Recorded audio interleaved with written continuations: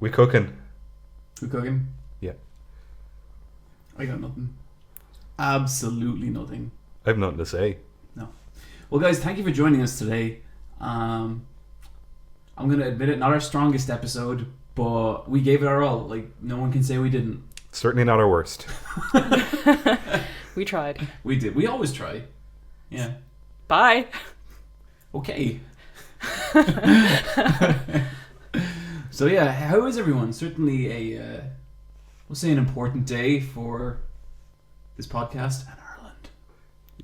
Yeah, especially Ireland. Yeah, it was a good day. I think we were saying before that the mood of this podcast is going to be very somber or very joyous, and we're happy to say it's been joyous. We got that repeal, sweet repeal money, and I'm happy. We're all delighted. Yeah, for sure. Very, very positive experience all around. Mm-hmm. There's certainly a good buzz. Well, most definitely. But guys, I keep thinking about that Dragon Vore anime. Oh my god, you can't go from that directly into Dragon Vore. You can in some context. That was so smooth. It was so smooth, like going down a dragon's larynx. I haven't watched any more of that. Oh, I don't like this. I haven't watched any more of that though, and it's like I want to because I really liked it, but also like, what if I'm into Vore? I mean, friendship ended with John. Is John? Really? That's what's gonna do it? I don't know. Really? So if I was legitimately like, I'm into Vore, you'd be like, I'd never had to assess having a Vore friend because I didn't think I'd have to in my life. Brian, please weigh in on this important issue. I think Neve should not be dismissive of other people's sexual orientation. Yeah. Oh my god! I Like, to be honest, I'm quite appalled at how big this conversation You're got. so dismissive. Like, in a day of freedom and inclusivity, she brings this shit to the table. If John wants to be eaten up or to eat someone else up, Wait, no, hang on. I just think that, open wide and get in there. No, I'm not. Like, I have no. Like, I've seen those pictures of, like, Crash Bandicoot, like, inhaling Princess Peach. They do nothing for me. But obviously, something about this anime fucking clicked with me. And I'm just worried what that. And maybe maybe I already have enough weird shit on my plate that I don't need more.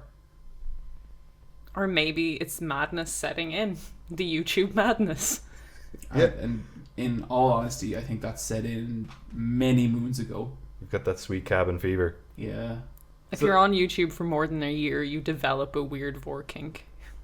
Oh, really, man. Oh, that, I've been to a lot of YouTube hotel rooms at cons, and that would certainly explain some things. I have a little request for this episode. Last time we mentioned the theme music to The Wire, and how that's like the best opening music ever because it just makes anything you say before it sound really outrageous and cool. Can we use that theme music this episode? Yeah, sure. Who cares about consistency? Okay, but check this out. Let's do a video game podcast.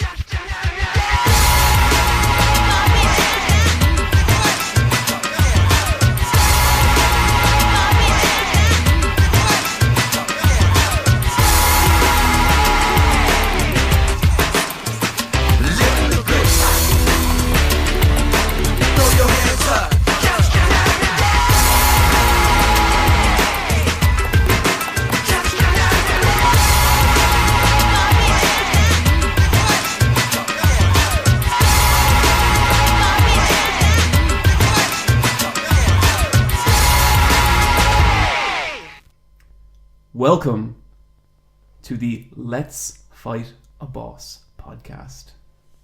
The world's strongest video game podcast. What is it, Brian?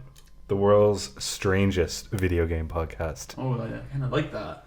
It's mysterious. It's pretty good. Neve, you gonna Strongest.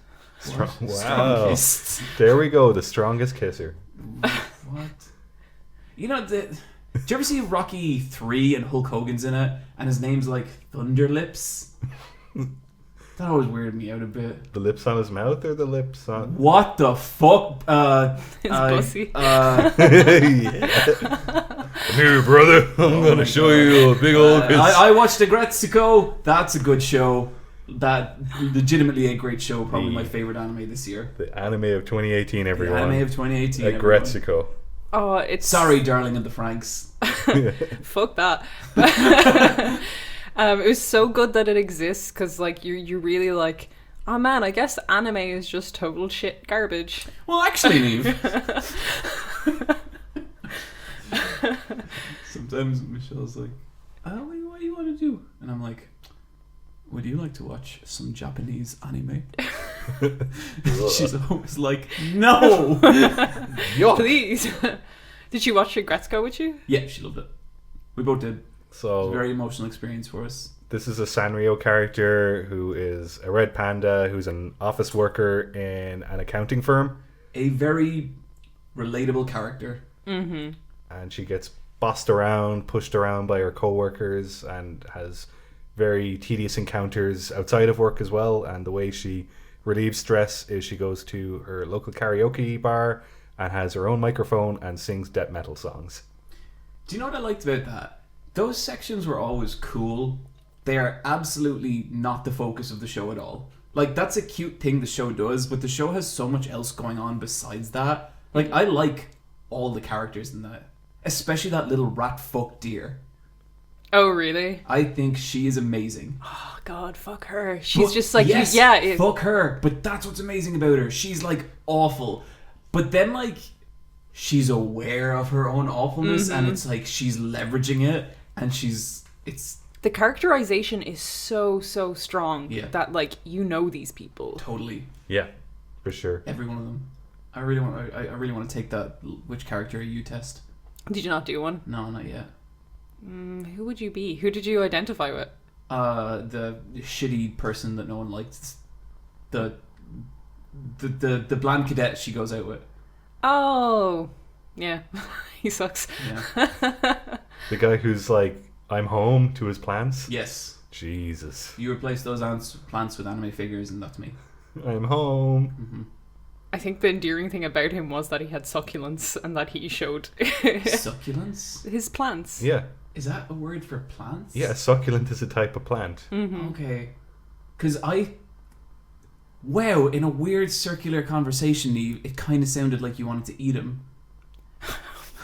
Look at that fox. He looks rather succulent. I don't think there's a question of maybe you're into Vore. I think you're just He'll into go- Vore. He'll go fine with a glass of red wine. I don't know. I've never heard the You're expression. just a really hungry person. Yeah, no. yeah, that's it. Just like... It's not Vore. You're just hungry all the Yeah, time. that it? Is Because that wrong? I think John said before that like he needs to eat every 2 hours, and it's just I thought it was an hour and a half. every hour and a half. And he goes through pillows every night because he's just chomping down on them. He just needs to put stuff in his body. So watch out at any fan meet and greet with Super Eye Patch Wolf, because there'll be about 80 people there at the start and about 70 people at the end. 'Cause Oh, actually, the big bad speaking of wolf. which, by the time this goes out, the news will be around, so I might as well announce it here. Me and Brian are going to be at Con Bravo this year in Toronto? Hamilton, Toronto. Hamilton, Toronto. The musical, yeah. I'm going to be a special guest. Brian shall be my... What are you? Chaperone. I'm keeping a short leash on John to make sure he doesn't eat too many people. I would rather we get away from that narrative. I'm going to You do bring it one on more. yourself. I'm going to do one more joke in an hour's time just to bring it back. Okay, sure. I will also be there as company for John just to make sure that it doesn't get too weird, or maybe it'll get weirder because I'm there. Yeah. It gets kind of weird sometimes. Yeah. But, nah, it doesn't really... Most people are cool. Let's Fight a Boss fans are cool. Some of those Super Eye Patch Wolf fans, let me tell you. Yeah. Let's bring it back to Aggretsuko. Yeah, which Aggretsuko character would you eat? Fuck. I love that show. Like we were just saying before as well, how like I feel like with anime, I am so conditioned to be like, it's such a good show. There is this super fucked up thing about it that is really like bad, but with Aggretsuko, it's like no, It's just No, perfect. It's a great show. Mm-hmm. Nothing more. It's There's no disclaimer about someone's life being at risk. yeah. There's no like really deep rooted societal horribleness. Well, there is, but like the show acknowledges it, and it's what the show's about. So it's cool. Mm-hmm. But yeah, I really loved this show. I really want to watch it. Did you watch it subbed or dubbed? Subbed. Yeah. But I've watched a few dub episodes. I watched it dubbed, and apparently it's very different dubbed than subbed. Apparently, a lot of the Japanese culture parts are taken out of the dub version, and they're kind of just more generalized into American. And that's the version I watched. I thought it was still great. I really liked the dub. I thought it was fantastic. But I'm really curious to watch it subbed now. Brian, what character are you? I'm the suck up meerkat. Oh my god, yeah. Yeah. I love that guy. Yeah. I love all of them. They're all pretty great. He's a dirty fuck, though. Yeah, absolutely. Oh god. He's winning. No, he's not. Oh, he is. Oh man. He goes to work and he just sucks up, and then he goes home and he goes, yeah. I'm somewhere between the hippie cat who just kind of checks out and Washimi, the cool secretary bird. You're a little bit like Fenico as well. No, I'm not. You are, totally. You do go on certain websites just to kind of keep track of things.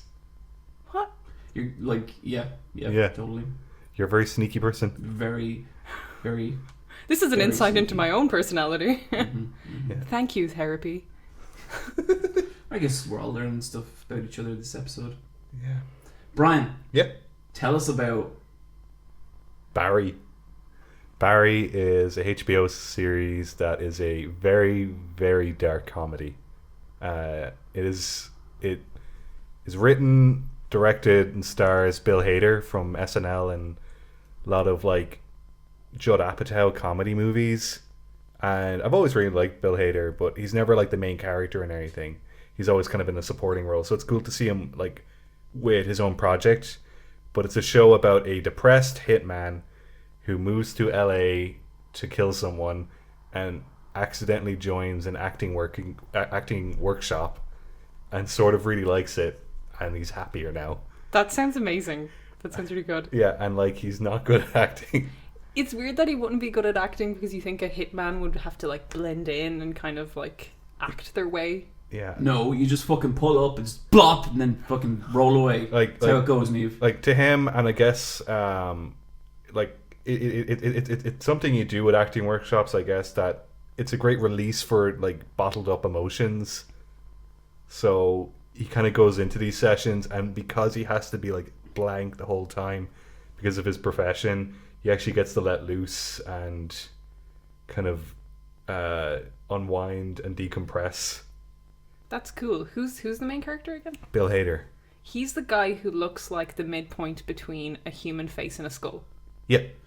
So it like he I think whatever way he's done his face in this, because like he's kind of like a Jim Carrey in that he can kind of transform his face, but he just looks so fucking grim the whole time, and he looks so sullen and gaunt. Like he doesn't look like a healthy person, and he probably did a lot of acting workshops like for his career, so I'd say a lot of it is borrowed from like personal experiences that he's had. But it's also just about like actors in LA trying to become famous. That's one of the most crushing Louis Theroux documentaries. Yeah. But this kind of deals with the Me Too movement as well, because it's like 2018 Hollywood. Oh, cool. So there's like some difficult situations that happen like right in to the series. How many episodes is it in? 8. That's it. But like, I really like the show. It's really, That sounds really fun. it's just a really, really good idea for a show, and it's like super fucked up, but it's also very funny. I ever tell you guys about the acting workshop I did? A tiny No. bit. It was interesting for many reasons, but there was this one fucking guy on it, and like I don't want to sound mean, but this man was maybe the dumbest human I have ever met. And he was like kind of incredible. Like, I say that, but I don't mean it in any negativity towards him. I mean it as in like, we need to put this man in a museum and like study him because he is experiencing a different reality to everyone else. We had to do this game where the idea was that like you had to take like a common catchphrase from like a film but say it in like a different accent, you know? So like what's a popular film catchphrase? What's the matter with you? So you'd have to say that like a Scottish person or something. Oh, I wouldn't No. do that. Yeah, none of us want to do that. But anyway, Just do a Jamaican accent, John, right here, right now on the podcast. but anyway, Do it. so we're all in a circle and it's like going around and it gets to him and he just goes, "I'll be back." And then when I was like, "Oh, that sounded kind of like Arnold Schwarzenegger." He was like, "No, yeah, it was." And I was like, "Oh, no, dude, you meant to like to do a different accent." And he goes, "Oh, okay." So the circle goes around, like 20 different people all do it, and it comes back to him, and he just goes, "Sorry, I'll be back." And so then we stop, and we're like, "No, dude, you have to do like, you take someone else's catchphrase, and then you do it in a different accent." And he's like, "Oh my god, okay, sorry, I'm so embarrassed. Okay, I'll do it again. I'll be back." It's like, and the drama teacher was just like, "Okay." And like there were all these like little experiences throughout the acting class, but then the day came when like we had to do like, it was like a 12-week course, and at the end of it you had to do like a monologue. And the way the teacher described it was like, sorry, this guy just fucking cracks me up so much. It's like, okay, pick a monologue, it's one character, and then just take them through the entire scene. And a bunch of people do theirs, and like they were pretty good. Like there were some really good people there, but then this guy gets up, and he starts like manically prancing around the stage and like screaming and shouting at himself. And so what he'd do is he'd be in one corner of the stage and he'd say something, and then he'd run to another corner of the stage and shout back at himself in like the worst acting I've ever seen. It was like, imagine Tommy Wiseau was like a doughy Irish man in his late 30s, and it was like bewildering and magical and fucking bizarre. And then right at the end the teacher is like, "Okay, now the exercise was meant to be for one character, and I think there was 3 characters there." And he just goes, "No, there was 5." And I just think of this guy sometimes, and I am so glad I got to experience him. Like, God help anyone whose personal life he's in. Like, I can't imagine having to see that man for prolonged terms, but it was fascinating. So Barry's a good show, Brian. Yeah, it is. It's not as good as that, but fuck yeah. Oh man, I love people sometimes. I know. He was the kind of person where at first I was like, this man's a fucking moron, but then I was like, this man is a fucking moron. And I like. Yeah. I remember I sat down beside him on the first day, and he was like, I think what really matters, this only got funnier the further into the course I go, is like, what really matters and what I don't think a lot of people don't appreciate is like, and he looks me like dead in the eye, like it's the fucking craziest thing he's ever said, and he just goes, "The craft of acting." And I was like, yeah, dude. Yeah. He's on another plane of existence. He is. And I bet he's doing great over there. Wonder what his job is. Maybe he's like a bus driver or I something. would nearly guarantee he wasn't employed. Oh. And like, just to be clear, I detected nothing wrong with this man in terms of like physical and mental or emotional development. He was just stupid. He was just a stupid person. He could talk eloquently. He could form coherent sentences. Like, he's just an idiot. Just the lights weren't turned on up there. The lights were not turned on. Alright. Would you go see a one-man show of his? Abso-fucking-lutely. In fact, I'll go so far as to say that is the only one-man show I would ever see. God, I wish there was a way to track him down. But yeah, acting classes are fun. People should try them, especially if you're shy. Helps you get out of your shell. I used to do acting a lot. What? Yeah. And then I stopped because there was this experience I had at college with this guy in like a red velvet blazer and long hair and a very small little beard. And he was running the acting class. I remember going in and he was just like, "You are late." You're ruining the acting. And I was like, "Oh, sorry." It like kind of crosses over with my LGBT club. And he was just like, "You need to choose what is important to you. Is it the acting or is it LGBT? Or is it being gay?" And I was just like, LGBT, and left. It was so weird. So, bad acting course there. Wow, yeah, not great. I wouldn't be crazy about a course that was like, let's talk about your sexuality for a moment. Anyone in a red velvet blazer, Yeah. like, I'm out of there. That story started off on the wrong foot, Yeah. honestly. Oh, Niamh, tell us about A Quiet Place. A Quiet Place is the film from Jim from The Office. Oh yeah. Oh, really? Yeah. Yeah. So John he's like, Krasinski. yeah, he's written and directed this. Oh, cool. And it stars his wife, what's her name? Pam. Real life wife. Pam. Pam. Is it Abby Cornish or is it someone else? No, it's Wait, one what in happened to the. him and Pam? Pam died. Yeah, Dwight finally fucking The snapped. day after tomorrow. What's her name? Oh, I'm gonna have to look this up. No, 'cause- no fact checking. No, fact checking. no, I Don't. wanna know. No, it's terrible podcasting. Because I know is it not better Make to up know? a name. Flim Flammer. Her name's Flim Flammer. Helen Hunt. Helen Hunt? No, it wasn't Helen It's Hunt. not Helen Hunt. I just want Helen Hunt to come back. Okay, he's married to Helen Hunt. What happens? Put down the phone. Helen No, want. no, Women want. no, Emily Blunt. Emily. There we go. Are they married? Seemingly, because I heard a whole pile of stuff beforehand. It was just like, they're a married couple, so like their emotional scenes together are extra emotional. Couldn't fuck off. couldn't detect anything. Like, I was like, they're acting. Like, it didn't matter. So this film was kind of notorious on Twitter for a while because it's mostly silent. Because the whole premise is it's post-apocalyptic, and there's this creature that is hunting humans, and they hunt like just completely by sound.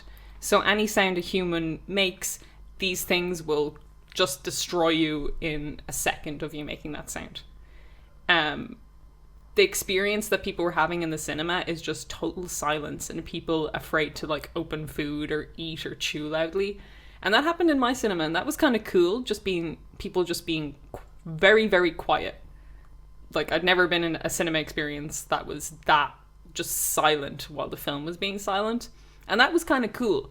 That movie is crap. It is a terrible, shitty crap movie. Really? It is so bad. It is so... Oh, just the whole premise of these things hunting by sound made it so frustrating.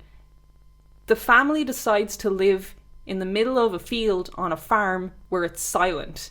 And thus any noise they make will be amplified by the area. Within the film themselves, they're like, they go to a river and the dad is like, you can shout here. If you stand by something louder and make noise, then it's okay. And I was like, you just explained that in the film, and yet you're living on this desolate farmland? Live next to the river. Live next to something loud. They clearly have electricity. Blare Slipknot. Like, you know, make anything to make noise. Even if there aren't fucking killer monsters around, maybe we should blare some Slipknot. Yeah. You know what I'm saying? Some fucking wait and bleed. It's just like to make the plot work for the film, everything had to get stupid. Yeah. So like, you find out that these... Like, I'm going to spoil this film because I don't care about it. Okay, No, spoiler warning. I want to watch this Yeah, I kind of spoiler want to free. watch it. Okay, well, like... Can we ask you questions that you can answer vaguely? Yeah. Okay. Does the family have kids? Are the kids good? There's 3 kids. Is that really your first question about a horror film? Yeah. Yeah. Child actors are like can make or break a film. Yeah, for sure. There's 3 kids in it. One of them is portrayed by a deaf actress, and she's really, really good. and her entire plot line is really interesting, but her relationship with her dad was fucking dumb. So, like, something happens where he kind of low-key blames her for it happening and is just kind of a dick to her. And it's just dumb. Like, it was pointless. But what was worse about it with, like... can't spoil it, huh? No, you can't. Because I want to watch this movie. Okay. And maybe I'll like it. I have a question. Okay.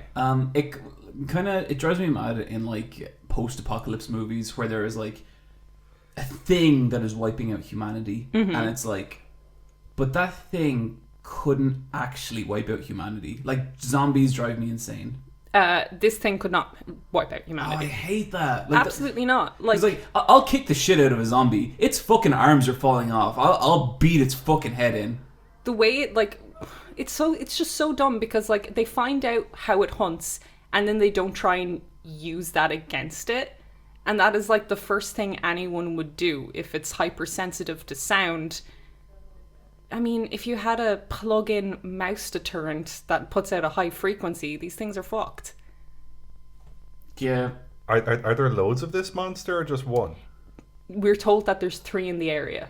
Okay. And, like, there's this whole, like, self-sacrificial scene in it that is so lame and gains nothing. And I honestly think the film was written around that. Like, it's just this emotional moment with a, I love you. And it's just, it's really dumb. And, like, the Emily Blunt's character in it, like, she's just relegated. Like, I can't believe this guy wrote this role for his wife, by the way, because she's literally doing laundry in the post-apocalyptic scenario. It was just really dumb. She's pregnant. And I hate when there's a pregnancy storyline in post-apocalyptic shit. It's always done. It's been, like, done to death in Walking Dead. It's never fun. I never enjoy it. But Neve, like, you don't get it. It's like there's hope for the future. Is there? They made a tiny little box to put the baby in. I was like... It's so dumb. They didn't even soundproof their stupid farm well. Like, the movie's in love with how clever it thinks it is. Like, they have, like, felt pieces to do on their Monopoly board, so they won't create a noise. But then they haven't done any soundproofing for the main room that they're in. Like, well, maybe they're, like, super into Monopoly. I don't know, Brian. This sounds pretty good. It sounds like a really good script. Yeah, it sounds awesome. To me, it was like the worst version. There's another film that's called It Comes at Night, and it's a post-apocalyptic story, and I talked about it in a podcast episode a while back. It's a post-apocalyptic story where it's kind of, you don't really know what happens, and you're trying to kind of figure it out, and it's a family in a farmhouse, and it's about the interpersonal relationships a little bit more so than what's going on outside. This seems like he saw that movie and was like, I'm going to make the worst popcorn version of this possible. Right. And people will watch it because I'm the dude from The Office. I thought it was bad horror, straight up. The best thing about this is watching it in the cinema and people being silent. That does sound fun. Yeah, that sounds great. And, like, if you fart, like, are you just instantly dead? Like, oh, no. Well, you can just do a quiet one. Can you change it? Yeah, I fucking can. You get a blanket and you make it happen? No, you just... What? Wait, okay, hang on. John, could you explain to us how your body works? Well, you just... Is this really not a thing people can do? Can people not... I've never thought about regulating the noise. Also, I do it all the time. Okay. Brian, no, I know what you're going to say. No, I don't want people to have that information. Okay. How did you know what he was going to say? I just know. I'm going just to confirm with you after the podcast, but I suspect. It's just John can and can't do certain things with his body. Oh, no, okay, that's cool. I can't burp. What? Yeah, I just can't burp. I've never burped. You've never burped. Yeah. You've never burped. So John can't burp, and he can also control the decibels of his farts. Well, it's like in an RPG when you're like putting the points into different things, and then you just fucking don't put any points into one and put all of them into another. So if you just drank a liter of Coke, not a burp. Well, this is what happens. Like, I drink one beer and I'm dying. Wow. Yeah. John can't burp, everyone.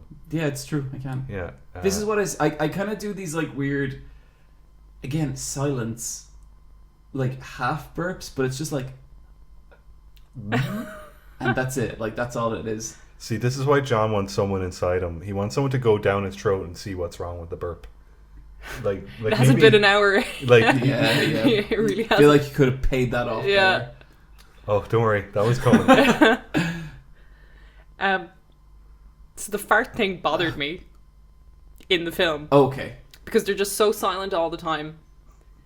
But then your one gets pregnant during it, and I was just like, how did you guys have super silent sex? Maybe it was shit.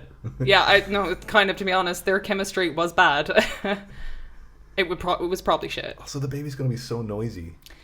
And there was that's what I mean. Like Just tell the baby to shut the fuck up. but Yeah, they shut planned up, for the baby. baby Shut the fuck up. being noisy by making a little wooden box and finding like a little baby like gas mask to just kind of like Ha! fuck it up all the time. So it's gonna have all this like development issues from being in a box. And I was just like, great job, assholes. I don't know. Boxes are kind of cool. Maybe don't have like Crawl into like them. sex during like post-apocalyptic scenarios. We're all only human, you know. They were just Urges- really sad urges and they take wanted to have people. sex. Yeah, you don't have to get pregnant from it. Honestly, There's like, different things I you can think if do. there was weird monsters running around, I'd be considering my options and how much longer I might live and what I might do at that time. So yeah, I get it. But like, they have like loads of kids to look after. Like, they have 2 kids to look after, and one has already died by the start of it. Brian, why are you laughing? It's so stupid. Yeah, and like the way the first kid dies is so dumb. Like, it's the youngest kid, and they're walking like through the forest, and they let it walk behind them, like not facing them at all. And he's like, Then does the monster get it? yeah, it fucking destroys him. Ha! Like, What do the monsters look like? they look like a mix between a licker from Resident Evil and the kind of bat creature designs from the Cloverfield movies. Cool. Yeah, Pretty cool. yeah. Their kind of head opens up like one of those IKEA lamps. Oh, yeah. Someone doesn't go to IKEA, John. I know, I really What like a weird burn. What a weird... Someone doesn't visit that fucking Swedish furniture store that you have to get a weird bus out to in the middle of fucking nowhere and buy all these awkward fucking boxes. Ow, Neve. Fucking ow. Yeah. Yeah. I really like the vampires in I Am Legend. I think about them a lot.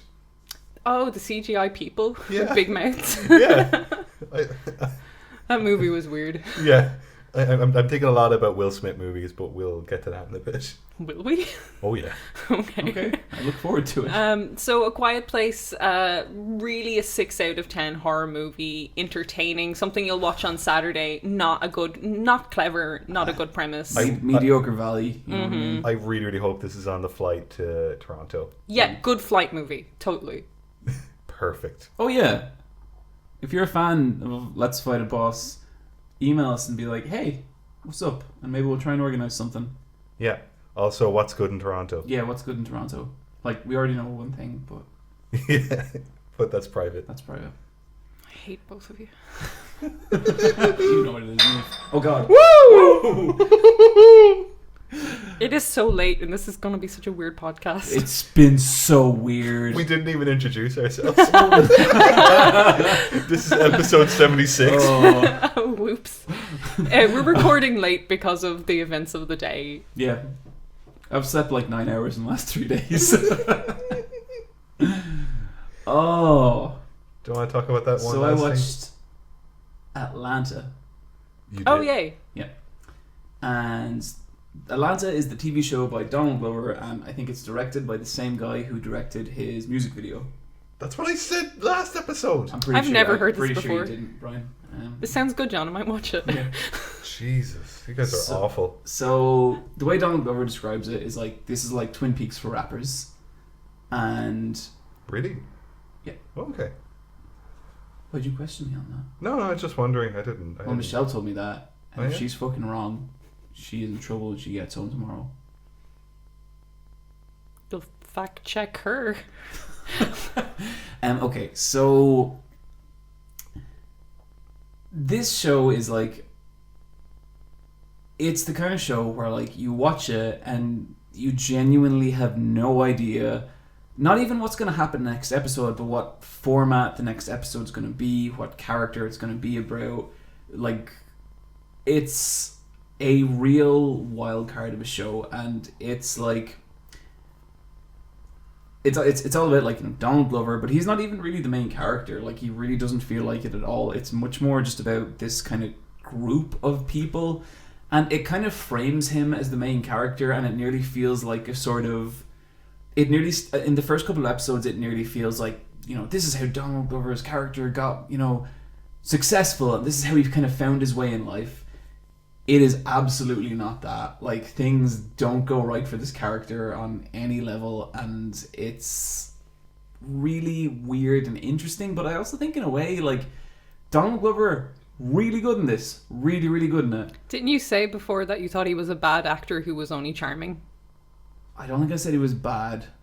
Because I don't think he's bad. I think you said he wasn't great. He wasn't great in Community. But his charm is what gets him through. Yeah, he is good. Do you in still this. think that? His character has no charm in this, but he is good. So yeah, no, I don't think that anymore. But also, I think his character is kind of the least interesting thing about this whole show. I think so too. And that's not a slight on Donald Glover. That's how good everything else is. Like, he wrote everything, and it's like, it is like every character just has shit going on, and like each episode focuses on a specific character. So it'll be like a Vanessa episode, and the third episode I'll be like, oh, I don't want to see a Vanessa episode. I want to see a, you know, Al episode. But then by the end of the episode, I'm like, fuck man, that was a good episode. I can't wait to see what's gonna happen next time. But then the next episode will be about what's the name of the awesome kind of spaced out guy? Darius. I'll be like, oh, that was a really good Darius episode. And like, the format and tone of these episodes is wild. Like, there's one episode, and it's not like an episode with like horror undertones. It's just horror. Like, it's just straight up horror completely, and it's out of nowhere in season 2, and then it's gone, and the next episode is about like a party they go to, and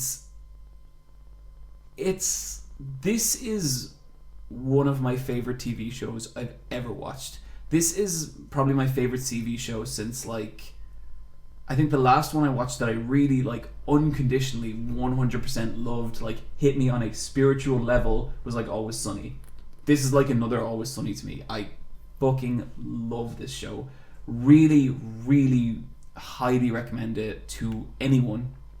The whole Twin Peaks side of it is really cool, because it's about a lot of real stuff. Like, it is about, like, you know, there is a lot of stuff about, like, you know, race and like poverty and like being poor and being black in America, and like it's really sincere, and like it doesn't feel cynical, it doesn't feel optimistic, it just feels like what it is. And I think that's really, really cool. I don't think you get that in television very often, and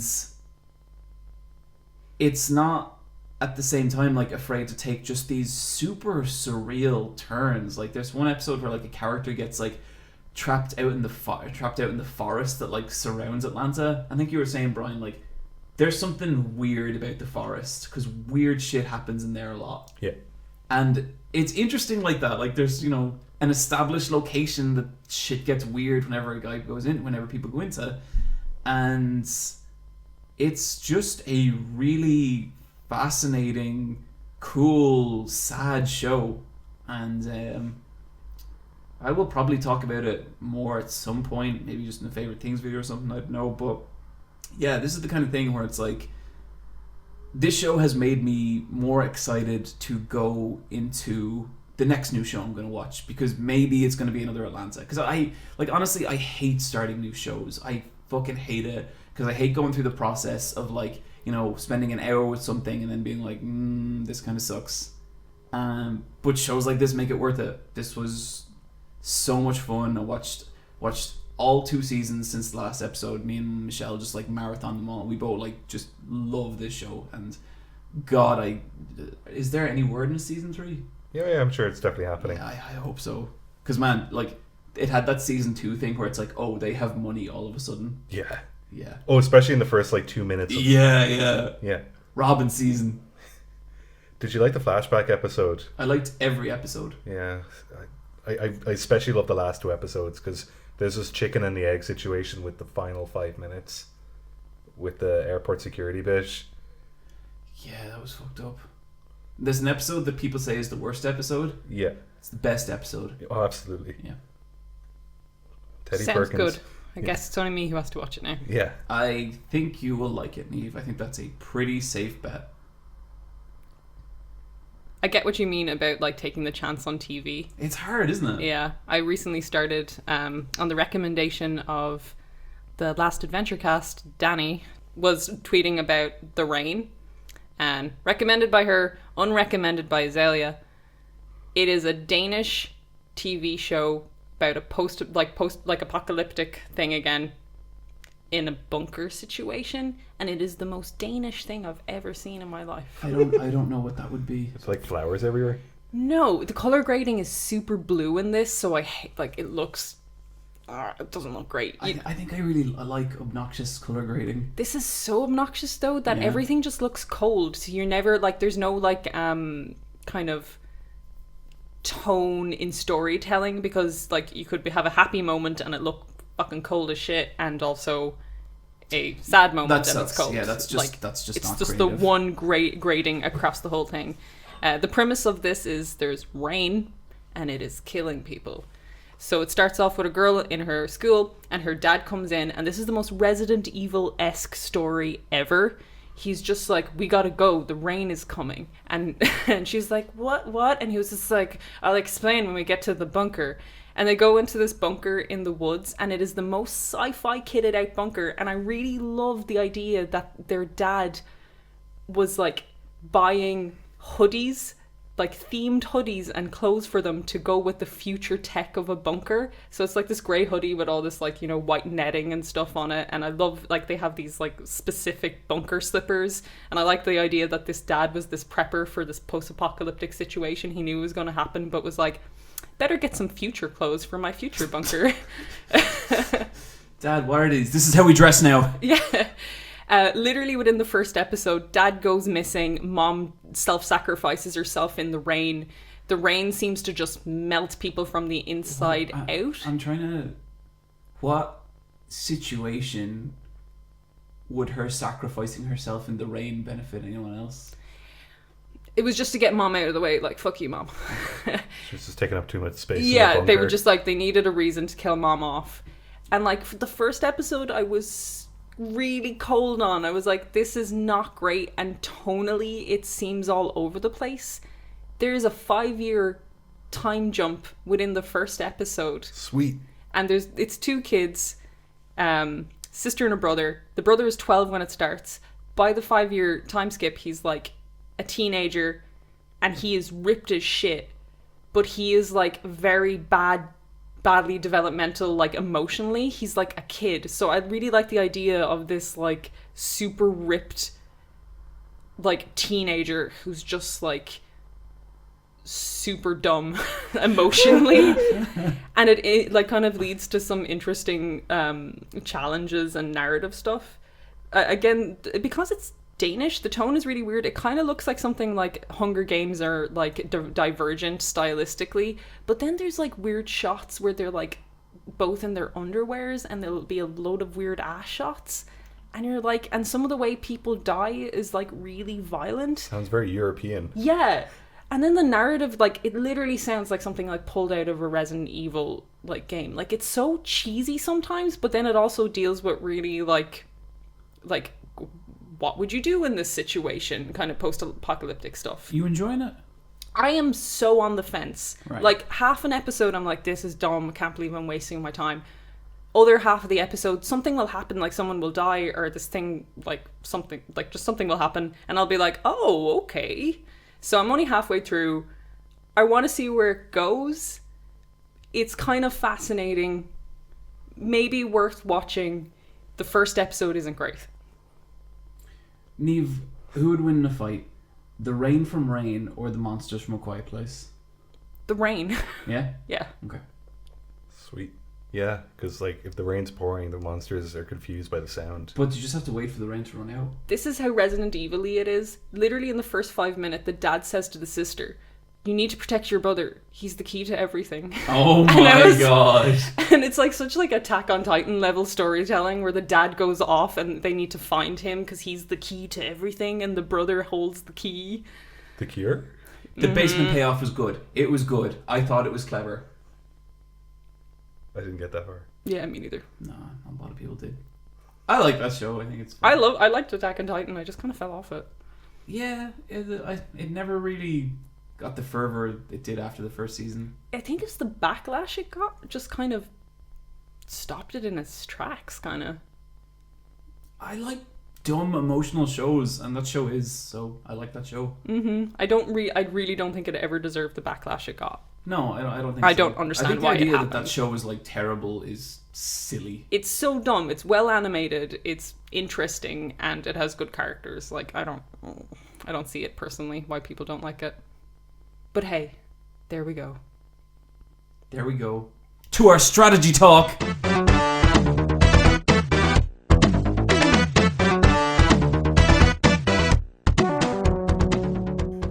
Nice. Okay. So 2 out of 3 members of this podcast have been playing a very special game Yes. that we're all very excited to talk about, and it's called God of War. Brian, tell me about Detroit Become Human. Alright. This is the first David Cage game I've ever played. Really? Okay. Yeah. But I'm very much aware of his games. I've watched a couple Let's Plays. I've never watched a full Let's Play of Heavy Rain or Beyond Two Souls, but I know enough that there's tropes in his games and they're kind of infamous, I guess. And there's things you expect and they do appear in the games and you roll your eyes, but that's all part of the experience. And Detroit Become Human takes place in Detroit in 2038, which is 20 years from now. Keep that in mind, because that's a very important bullet point to everything I'm going to talk about. And it follows 3 characters that are interwoven into a bigger narrative. And it'll switch between all 3 of them. You'll play like 10 minutes with one character, 15 minutes with another, then you'll hop back and hop forward and blah, blah, blah. And it's an interactive sci-fi drama. And they're all androids who are... Well, 2 of them are becoming self-aware and another one is hunting them down. Mm-hmm. They becoming human? Oh, absolutely. That's what the... Oh shit! Oh my god! Oh my god! Wow! Isn't that so crap that he just puts the entire premise of the core conceit of the game in the title? You're like, you don't even get a chance to be like, oh. Well, he's got to meet the dum-dums halfway, Neve. At least with Nier Automata, like, it's to do with automaton. That's kind of who I feel bad in this whole situation. Like, poor old like Yoko Taro. Like, imagine making a game like Nier Automata and then having David Cage come out and just fucking blow you away in every aspect. It is very interesting to compare them because they go for a similar kind of like philosophical goal in terms but obviously one does it so much better. Neve sent me and Brian a text message when she was 3 hours into Become Human, and it just said, it wasn't even clever, it just said near Oshitama. Oh my god. This is actually paining me because anytime I see the 2 of the games compared, I'd like die inside. Yeah. Like, one, Nier is a masterpiece, the other, Detroit, is the worst pile of crap I've ever made. Ever squeezed out What by would you do if David you went on Kage. Twitter and Yoko Taro was like, Detroit Become Human is a masterpiece? He got it on his Twitter and he tweeted a picture of it and it just says, Detroit has nice packaging, ... Like, I don't know how far Okay, he's you know into what? it. I do like the UI in this game. Yeah, It's actually, lovely. that is, Okay. It's a good looking game. Yeah, no, it's a very good looking game. I don't like this game at all. Like I have genuine buyer's remorse for spending €60 on this game. My shorthand consumer review is: do not buy this game. No. Do buy this game because it's hilarious. Yeah, that's it. It's kind of Okay. like if you want just have fucking time. Because I was like following along with the conversation you two are having, and this game sounds fascinating. Yeah. So like what we do, like the premise of it is there are consumer grade models of Android that you can buy to basically be your housekeeper, your childminder. Jobs are now done by androids, like anyone in a service position job, it has been taken away from them by androids. So you'll see sometimes homeless people with my job was taken away from an android as kind of part of the set dressing. So that's the world, and as Brian said, it's 20 years in the future. One of the big issues I have is the design of the androids and how fucking dumb it is, and how the game will never stick to its own narrative about how these things are made. Yeah. I'm just gonna be annoyed about this for a little bit, and then like I'll let Brian get back into what he was saying. But here's some issues I had with the android design. They cry really early on in the game. They have tears. Why would a consumer grade android be built with the capability to cry? Neve, that's so cruel. They're beings too. They're not though. They're like Oh my god, Brian, what the fuck they're is going like on at with this stage episode? they're like Brian, considered cut her mic, Roomba cut her mic right now. Roombas. No, she's got a point. She's onto something. Like, so they can cry, and like I think, and like I was kind of complaining about this on Twitter, and Ivan, a listener to the podcast, was like, oh, it's kind of thematic. And I don't even feel like it is thematic because it happens so early on in the game and there was no build up, no one comments on it, we've never been told that this is a thing the androids can do. It just cries. And I was like, that is so dumb. Then there's another thing that's built into these that drives me nuts. So they keep going on about how there's a self-destruct built into the android if it gets too stressed. Why in a consumer grade android that will take care of your kid would you have a self-destruct built into it? And this seems to be done by a really violent means. When one of them gets stressed, he starts, one of the options is he'll shoot himself in the head to destroy his head, or he'll start slamming his face against the table. I was like, would you not design the android to lock up or power down instead of violently destroying itself in front of your family? It just, well, the dramatic effect wouldn't be as good. Exactly. But then the game doesn't even follow up on that. Later on you learn that their kind of central power core is built into their chest. So why does he destroy his head? For dramatic effect? Neve, I don't want to insult you, but is there a chance that you're just not deep enough for this game? Maybe. Yeah. I just don't know anything about anything. Just like little design considerations like that. Like, there's just no... Like, if you're making a fucking game about androids, at least consider the construction of the androids. Like, once. Okay, Brian. David Cage is on shaky legs. He really needs a defending champion. So come on, you got to come on in and convince people this game's actually worthwhile. I'm playing it very, very differently to Neve. I've killed off one of the main characters, so because like the way I play interactive QuickTime event games is sometimes I like to just put the controller down and watch the QuickTime event fails play out because it's funny. And with like I played Telltale games like The Walking Dead, and I've played Life is Strange, and you can play those games without like picking options, and sometimes going silent gives you very, very interesting outcomes. But it seems like with this game, if you don't do anything, you just get killed off. So there's one character who had a really interesting storyline, and I didn't know this was going to happen because I thought I could play it this way, but the character and the supporting character got killed off. Then another character, I've killed off that character 3 times now. I don't know how you've managed this. But I'm like, the last 2 were not my fault. It just sort of happened that way because I've unlocked branching paths that are like encouraging this to happen. Narratively, what does this do to it? This is a mass-produced model, so they'll just reintroduce this character again, but they'll copy-paste the memory. So they just pick up where they left off. So this is Connor, the detective android, because you So play as 3. it's like he's trapped in this endless cycle of life and death. Yeah. That's really interesting. And It's so- really interesting. John, that stop it. I just think it's interesting that a video game would go there. I've never seen that done well before. So there's 3 main characters, and I am kind of role playing each of them to be like, oh, this character is like aggressive and completely incompetent. This person is just like a killing machine, and this other person is just like conflicted between these 2 main objectives, and I'm gonna flip flop between them on every second guess. So you're playing as a serial killer? For one of the characters, yes. What is it with David Cage and wanting to play a serial? This is the third time. Well, like, the character is not a serial killer, but And I haven't played Omnicrom, so I don't know. Okay, I'm playing as one character, and I'm not a serial killer yet because I've only killed 2 people.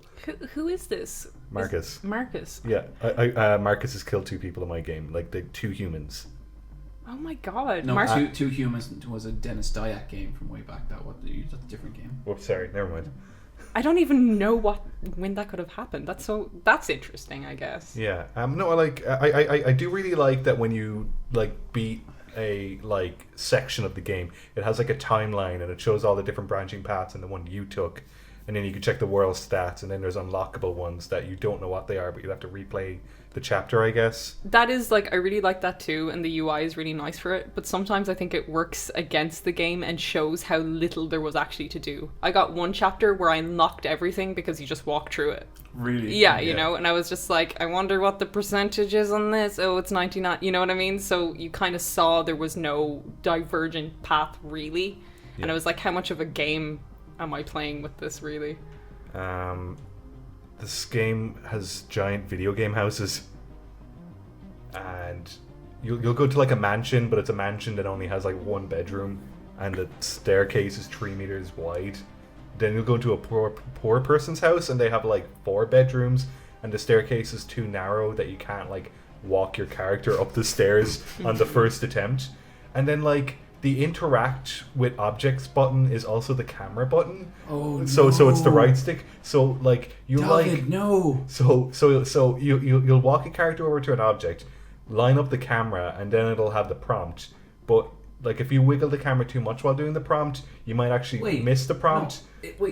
Is your basic interact button the right analog stick? Yeah. What the fuck? And there's no rhyme or reason to when you like to what it's going to be, because it switches as like it's mostly the right analog, and it'll be like kind of a pattern like where you'll press down and bring it right around or something like that, like do a half circle. Like if you're like turning a doorknob to open a door, imagining like a quarter circle left. Mm-hmm. Right, okay. So that's the most common one, but other times you'll have like L1, R1, or like R2 and L2, or like box and circle as well.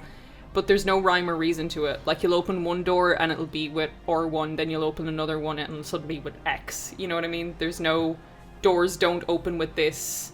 There's no rationale to why other than I guess we'll change it up for this one. Yeah, and like the game is so stilted in that way, in that like you'll be playing a cutscene will be playing out, and all of a sudden then it's like, now you walk them through this door, and you'll walk them through the door, usually just like pushing the analog stick, then it continues the cutscene again. And so like it's real weird that you're like playing a game and all of a sudden the game like pauses for you to like go, oh yeah, hang on, I'll just like... I saw you on Instagram doing the picking up the pot.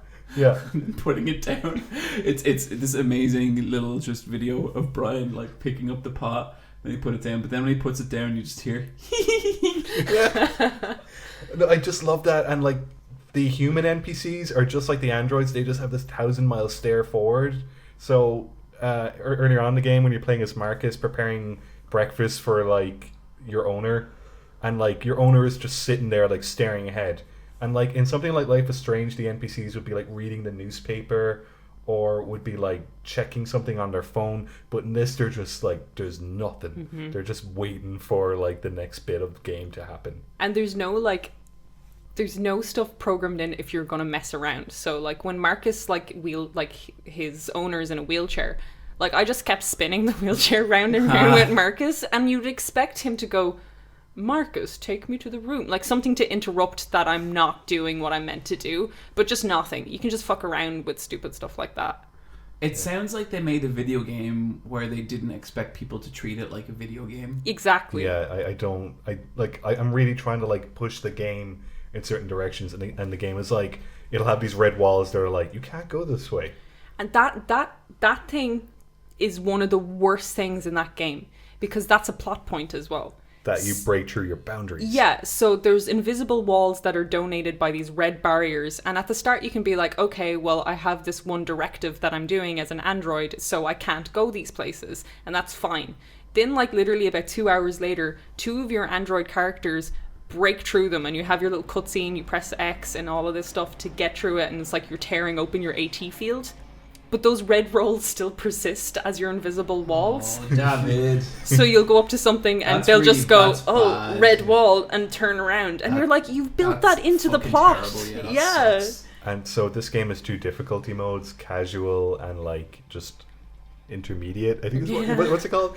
All right, and so like the way it's done is that like I'm just playing it on like the regular difficulty. I'm not playing it in casual. I'm playing it the way the game is intended. And whenever you want, you just press R2, and you go into detective mode like you do in the Batman Arkham games. It's called Mind It's Palace. called Mind Is Palace. it actually called like the fucking Sherlock episode? Yeah, yeah. That fucking episode of Sherlock where I was like, this is actually one of the worst shows I've ever seen. And the BBC produced the Mind Palace bit, which maybe we will link at the end of this podcast. I don't want to link that. I think we should, because like the British people paid for that. Sherlock, fuck you. So you press R2 to Mind Palace, and it'll just like pause you, and it'll like highlight interesting things in yellow, and all the interesting things advance the game.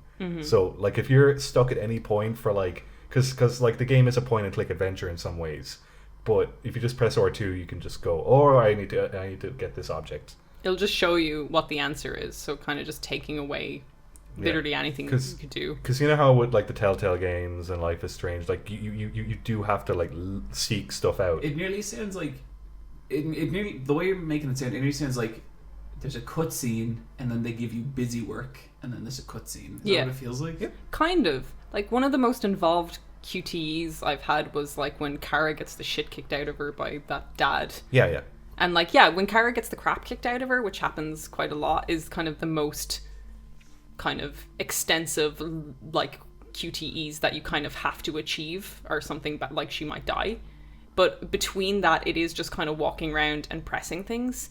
And then they do this super weird thing. So sometimes you walk around a room and it'll give you an L1 prompt, and that just like makes your camera zoom in on an object in the room. So it might be a bookshelf with some books, but there's nothing there to look at. They're just prop books that don't even have readable spines. And it's like, why did you make me look at this?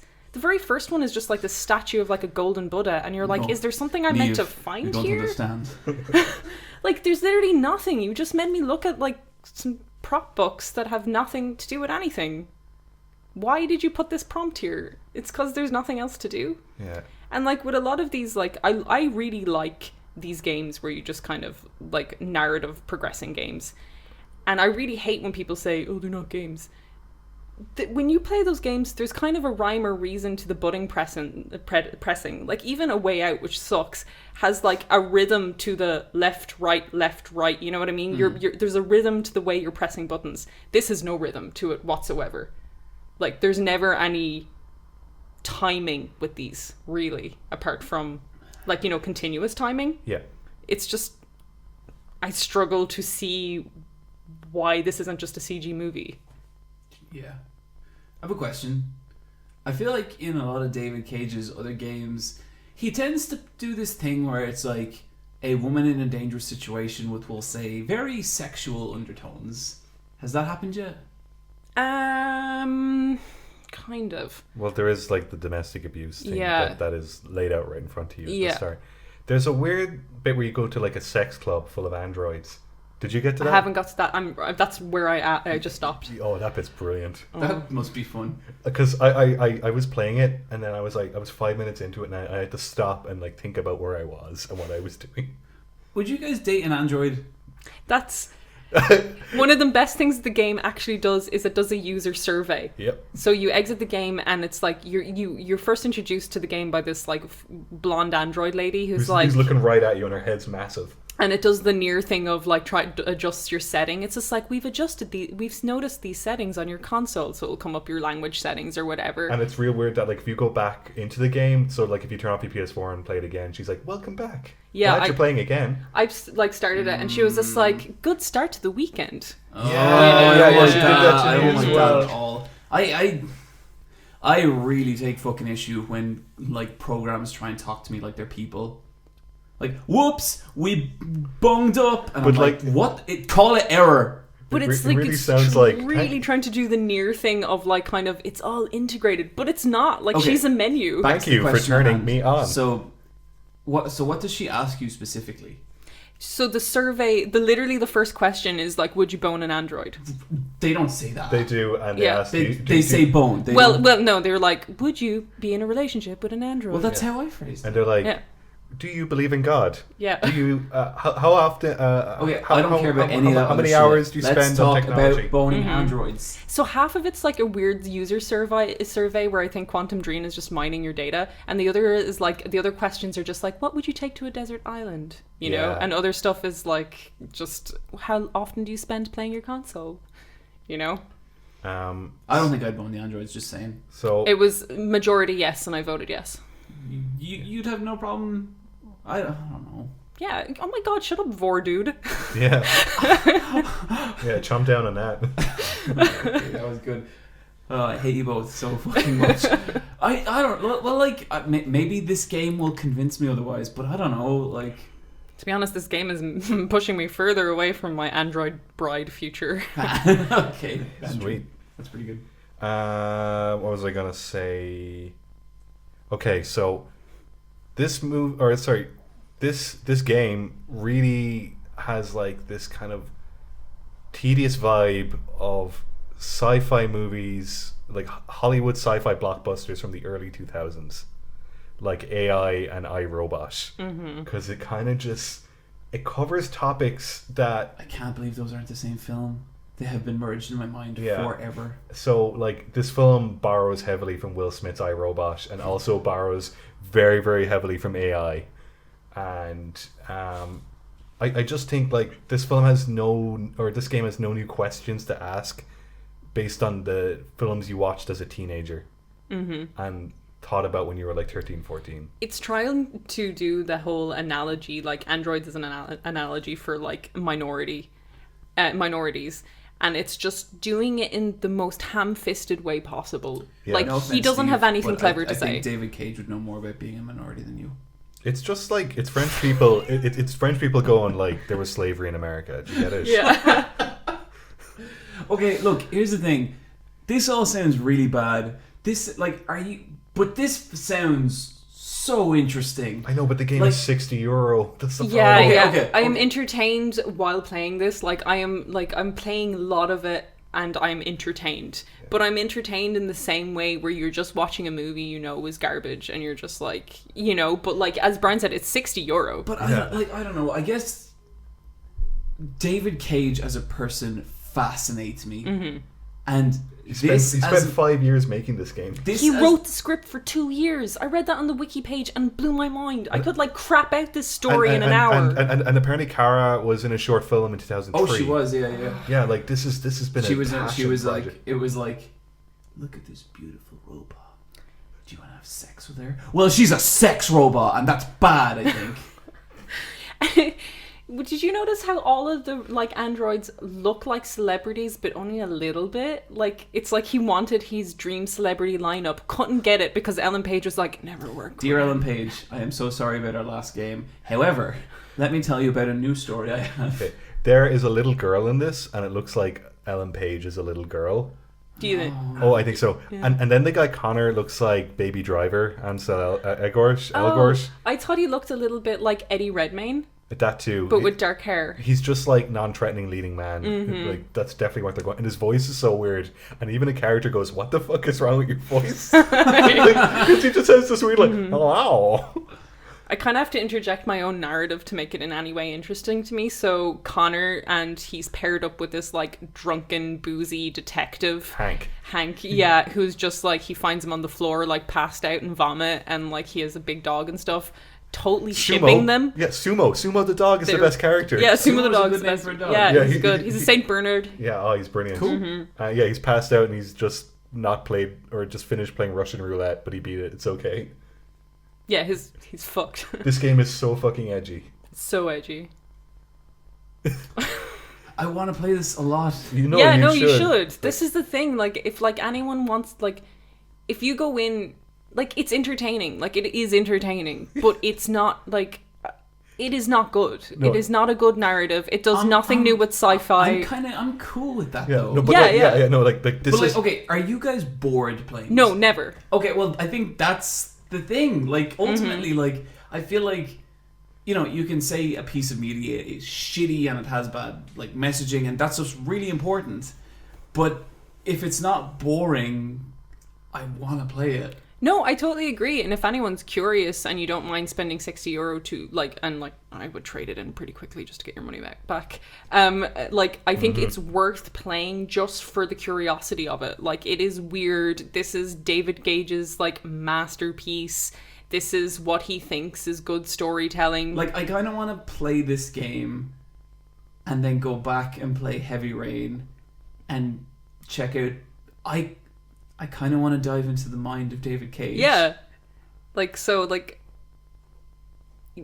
Soft recommended? Whoa. Or recommended question mark? I think Brian seems much more troubled by this game. This is one of the worst games I've ever played Same, in my life. though.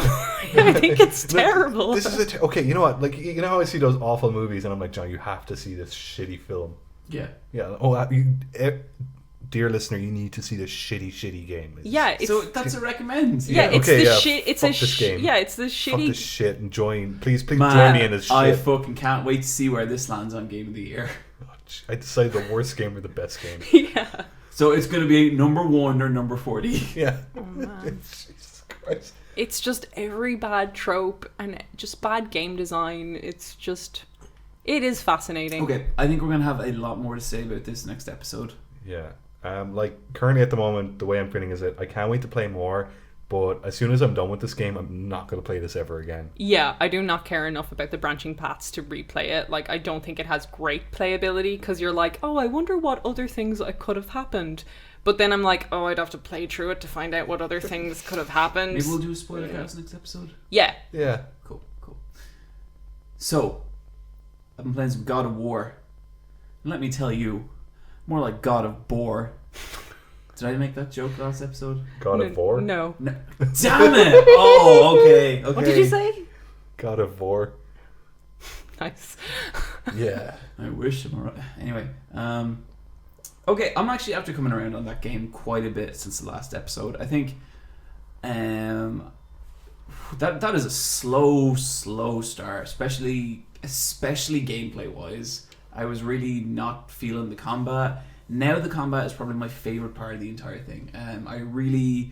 You have so many options with how you want Kratos and Atreus to play. Like, there is so many things you could do, and it's good because, like, if you're on top of your shit, I feel like you can really fuck those enemies up bad. But you have to be kind of creative to do it. Mm-hmm. Like, you can't just spam one attack. You have to, like, mix your attacks together and kind of keep an eye on your cooldown meters, and it's genuinely, like, really engaging.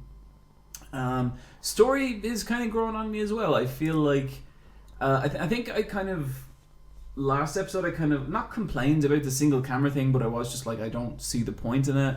There was totally a moment that actually really sold me on the single camera stuff, and it's like, or this, you know, the whole now cut thing, and it's this sequence where Kratos goes into a place and he comes out of it, but it turns out time is passing a little differently. And because they hadn't cut, because it was like I experienced the time just as Kratos had, and then I came back and other characters had experienced it differently, it really sold that moment for me, and I felt like bad. I felt like guilty. And that was fucking cool. I was like, oh, shit, okay. That I will eat my words on that one. Do you like Atreus as a character? Yeah, I do. How do you feel about their relationship? It's getting there. Still a little hammy, I think. Still a little Hollywoody, I think, in a lot of spots. But generally, Atreus is a child character who's around you for every second of the game, and I don't find him irritating. So they're obviously doing something right. Mm-hmm. Kratos is good. I don't really enjoy those dwarfs. You don't like the dwarves? I don't really like Sindri, but I do like Brock. Brock is... Wait, which one's Brock? Brock is the blue one. Is he the grumpy one? He's blue. One of them is blue and one of them is literally not blue. It's the blue one. One of them's like, fucking He's the God. first one, yeah, he's the gruff one you like meet Brock. first. I and the like other Brock. one is the, like, germaphobe. Yeah, the germaphobe stuff not really hitting home with me. Yeah, especially since he looks like he's just, like, made from germs. And, Like there's he this looks dirty. There's this bit where like he takes out a bag and it has like hammer space. So he takes out all these different things from the bag, and one of them is like a fish, and he's like, ugh. That was so not entertaining and really bad. It was just like, oh my god. It was like watching a like 40-year-old man watch a Looney Tunes cartoon and then like put him in a time chamber and age him 100 years and then ask him what he saw. That's what that bit was like. Some of the other parts of the humor land, like there's been the very odd kind of Atreus Kratos thing that I thought was really good. Really liking the exploration stuff. Genuinely very curious just to go dick around and do some side quests, which is, I think, like, whenever a game gets you invested in doing side quests, that's like a really good sign that like it is a compelling experience. Those puzzles are really fun. Yeah, they're I good. really like the puzzles. Like, coming off something like Hellblade, where I fucking hated the puzzles, and I thought they just slowed down the game, to this, where it's kind of the puzzles just push you through the narrative, and like you feel like they're always a good level of, I feel clever, but never that I'm ramming my head against something. Yeah, totally. Like, I never get stuck for too long, but I also don't breeze through them. Yeah.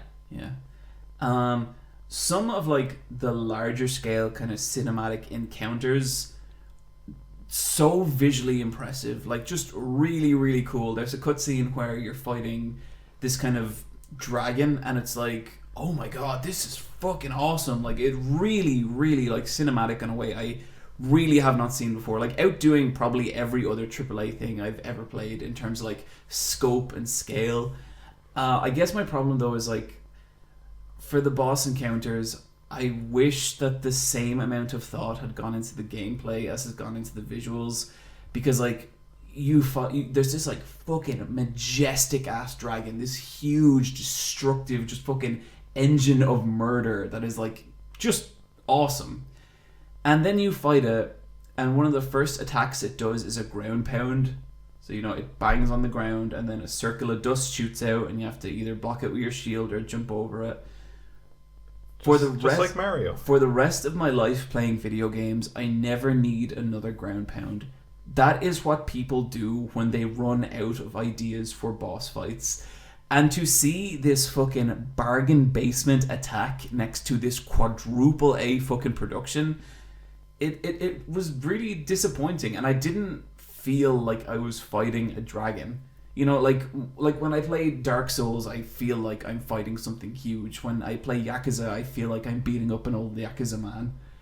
I didn't feel like I was fighting a dragon. It just felt like I was fighting boss preset number 3, and that they had imposed all these amazing visuals on it. And I kind of felt like that a little bit for the fight with Baldur at the start as well. Well, I think with the fight with Baldur at the start, it's kind of one of these unwinnable things, so it's not... That didn't bother me too much, but the dragon, you're totally right. It was just like... The read was so easy, and it never changed up at all. He had a ground pound, he had a claw attack, and he had a laser blast. And it's like, really, guys? Like... And like...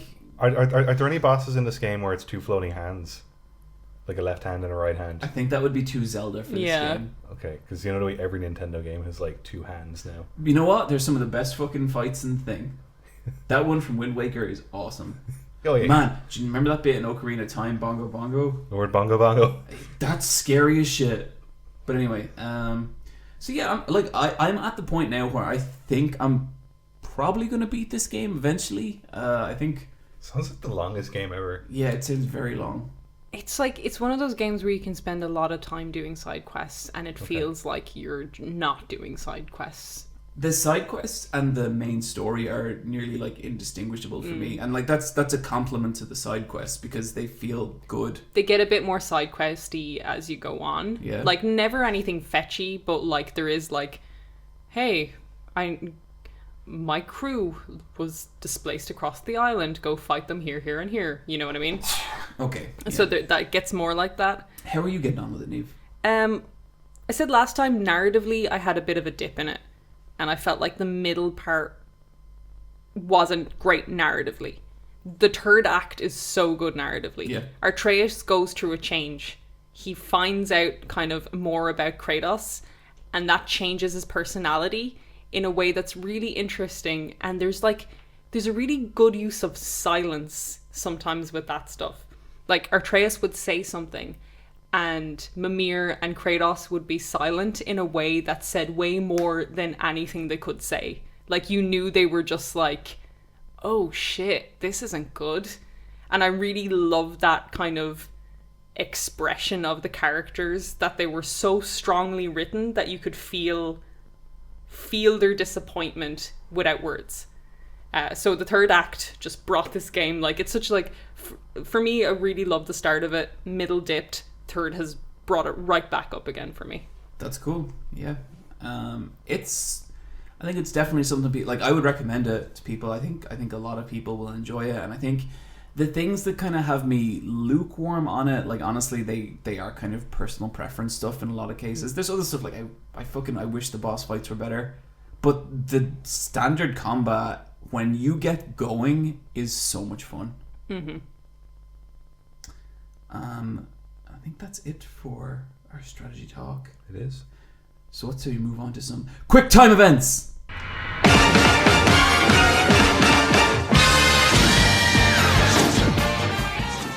These are news headlines from the video game world.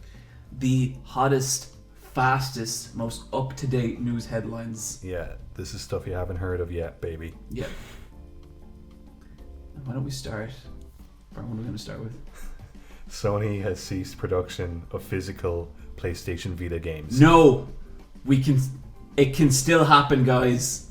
I'm okay with this. Hashtag game changer.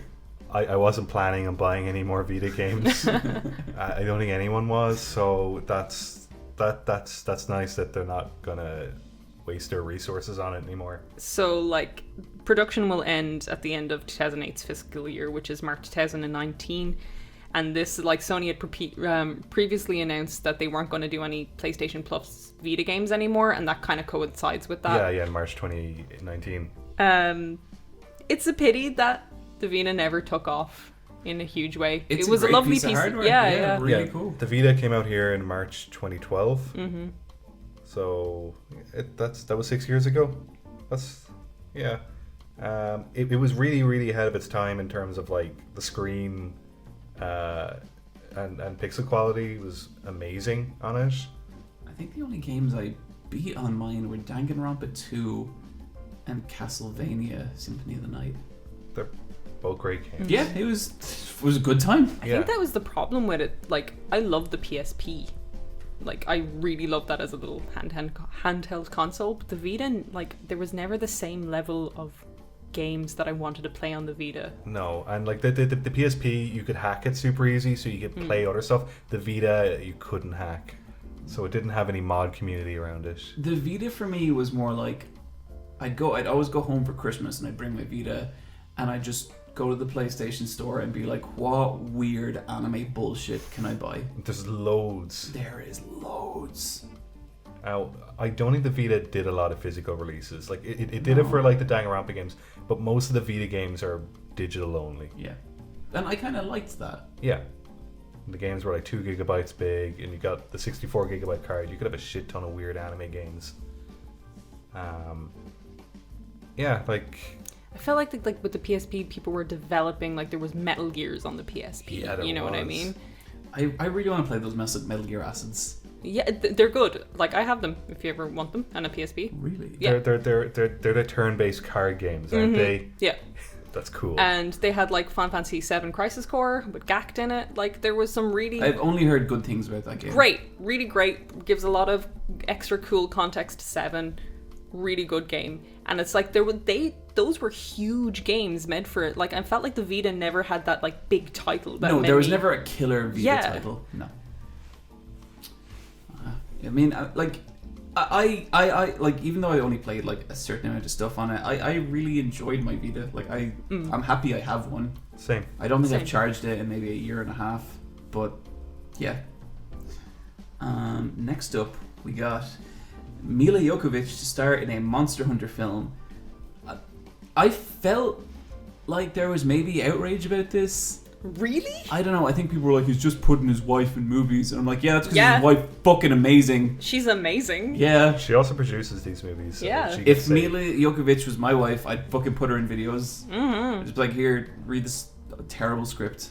she works it. Like, she is given literally garbage and is like, I care enough about this. Like, she gives a shit about Resident Evil more than big fans of Resident Evil. She's the one I want to see beat up a monster. Yeah. That sounds fun. She's a great actress. I can't wait to see her in this. I can't wait to see more Milla. Plus the fact that she's in it really sets the tone already for the film. Yeah. Yeah, and like, I don't know, it's like, if people are like, oh, what's her husband's name? What's his name? Is it Paul? Anderson? Yeah. Yeah, Paul Well- W.S. Anderson. Yeah, not Paul Thomas Anderson, the other Paul Who's Anderson. Paul Thomas Anderson? He's like, he does lots of like beautiful films. Okay. Wait. You could call Yeah, Paul W.S. Anderson's films beautiful. Oh yeah, like Let me like, tell like you a Happy Meal is about beautiful. Jill from Resident Evil Apocalypse. She's good. Yeah, it's like, I don't want Monster Hunter to go to anyone else. Like, guys, Uwe Boll, fuck no. it's fucking Monster Hunter. Like, no one. The only thing that people are going to be able to do with Monster Hunter is either change it completely or make a stupid popcorn movie. And I want a stupid popcorn movie, and this guy is perfect for that. Mm-hmm. And his wife is like really pretty and charismatic and like fun, and she's going to be really fun in this movie. They're probably studying the 2 recent Jurassic World movies. They shouldn't. No, they're going like, what can we do to break these into cool ideas? I think Jurassic World is one of the worst movies I've ever seen. I saw the trailer for the new one that's out in like a couple weeks. That looks like the weirdest thing ever. Fucking, how do you make Chris Pratt unappealing? Like, it just blows my mind. I feel like most of the films he's been in has made me dislike him. He's Yeah. so bad in Infinity War. It's like I really liked him from Parks and Rec, and even going into Guardians of the Galaxy, I was like, yeah, Chris Pratt. And now I've been like, oh man, he's been so many bad movies. I think he's getting that pay. Yeah, He's suffering from overexposure too. completely. He's like Ben Stiller in 2004. We don't need him. Yakuza 3, 4, and 5 getting remastered on the PS4. Yay. That sure would have been fucking handy like a month ago. Not that I'm bitter, just saying. Is it getting the same level of remaster 1 and 2 did? Or No, this okay. is like a HD Upscale, up-res, yeah. not a remake. Yeah, because the PS3 versions are only at 720p, so it's just like 1080p with better textures Yeah, and like and probably smoother frame rate. they're all gonna run at 60 FPS. That's great. I've been going through a bunch of those cutscenes, and a lot of them hold up like quite well. Like, you're not gonna mistake them for PS4 games, but the cool thing about Yakuza is like a lot of craft goes into those cutscenes. Like, those cutscenes look fucking amazing, and a lot of it's like attention to detail, and that never really ages, you know. So I've played 3 and 4. I've never played 5, but I've heard lots of good things about it, and it has me really intrigued to play it. And man, I was going through footage of Kiwami 2. That game looks wild.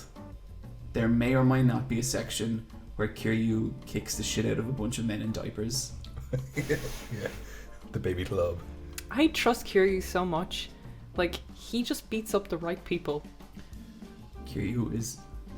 He's a special man. He's a stand-up guy. Maybe I'll talk about that more at some point. It's going to be out right now, so it's fine. I'm excited. I'm going to play Yakuza 5. I can't wait. I am so fucking hungry for Yakuza. I'm still playing Yakuza 6, despite the fact that I've finished that game and Yakuza ruined my life recently. But I love that series. I want more. I'm very excited. Very happy. Okay, moving on. We got some pretty sad news. TotalBiscuit passed away at the age of 33. Finally lost his battle with cancer, which is very sad. Super divisive guy. I think none of us really feel like talking about whether he was right or wrong or anything like that. I think it's just important to acknowledge a big figure in the community died, and it's sad, and, you know, thoughts to his loved ones. He was 33 years old. I think he was diagnosed with cancer in 2014. And I think one of the best podcasts of H3H3 was him talking about living with terminal cancer and stuff. Really? Yeah, and it was a really interesting podcast. As you said, very divisive. Sad when anyone dies to cancer. Yeah, for sure. Do you watch H3H3? Sometimes. Okay. Could you explain them to me? Because, look, not to, I'm really genuinely not trying to be mean. H3H3 to me is two of maybe the least charismatic people I have ever seen in my life.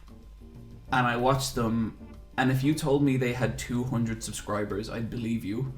But they're this ultra popular podcast. And whenever I try and figure out what they've done, people are like, well, they used to do reaction videos, and it's okay. Yeah, I don't know how they've gotten as big as they were. I think it's just because YouTube old guard, they were around at the start. They have been doing it a long time. Yeah, they've been doing it a long time. I don't particularly like Ethan. I think I like Gila, who I think she's funny, and I like her clothesline. I don't even know what the appeal is. You know what I mean? If you are a fan of H3H3, genuinely, I genuinely am curious, because maybe I'm just missing something here, and I haven't consumed a huge amount of their content. I know they're such big creators on the platform, and I wanna at least know why, because I'm just kind of clueless. When I watch them, it's such a new video pops up, it's entertaining. I watch it and that's it, it's over. Sometimes they come out with the stupidest garbage you've ever heard. Sometimes it's a video, they did one about this fucking Channel 4 documentary that was funny and gross. You know what I mean? It is reaction stuff sometimes, a lot of the time, and sometimes you will find something more interesting through that. But other times it's them talking to divisive figures on YouTube. And I get the appeal of that, totally. It's very YouTube-y. I think that's the appeal. I think they're yeah, exactly. John, you should be more YouTube-y. Oh man, there's this fucking guy right now. Say his name. No. Okay, you know who you are. Who? What? Huh? Oh, I hate being a dick, but just YouTube makes me so fucking mad. There's this person right now, and I'm gonna be super vague because I don't want to blow up his shit or anything, but just he keeps making these videos about what a good YouTuber he is. But as good as in I'm not like all the other YouTubers. And he blew up quite recently because he tends to do videos about popular people. And so he'll do videos about how he's... Oh, yeah, I know.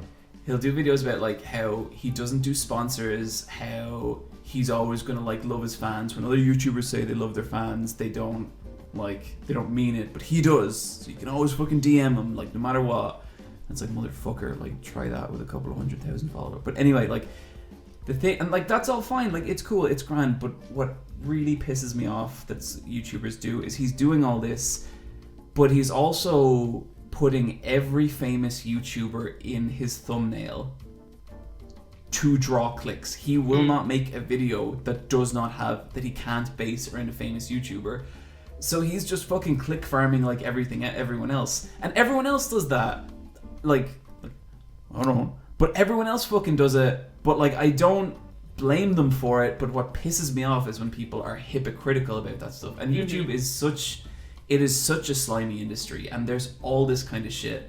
And honestly, I tend to try and not do as much of that as possible. I try and just make the things I want to make, but I also don't fault people who do that stuff. What I do fault is people who are kind of hypocritical about it. This was too far. This was a mistake. I'm going to consider cutting this.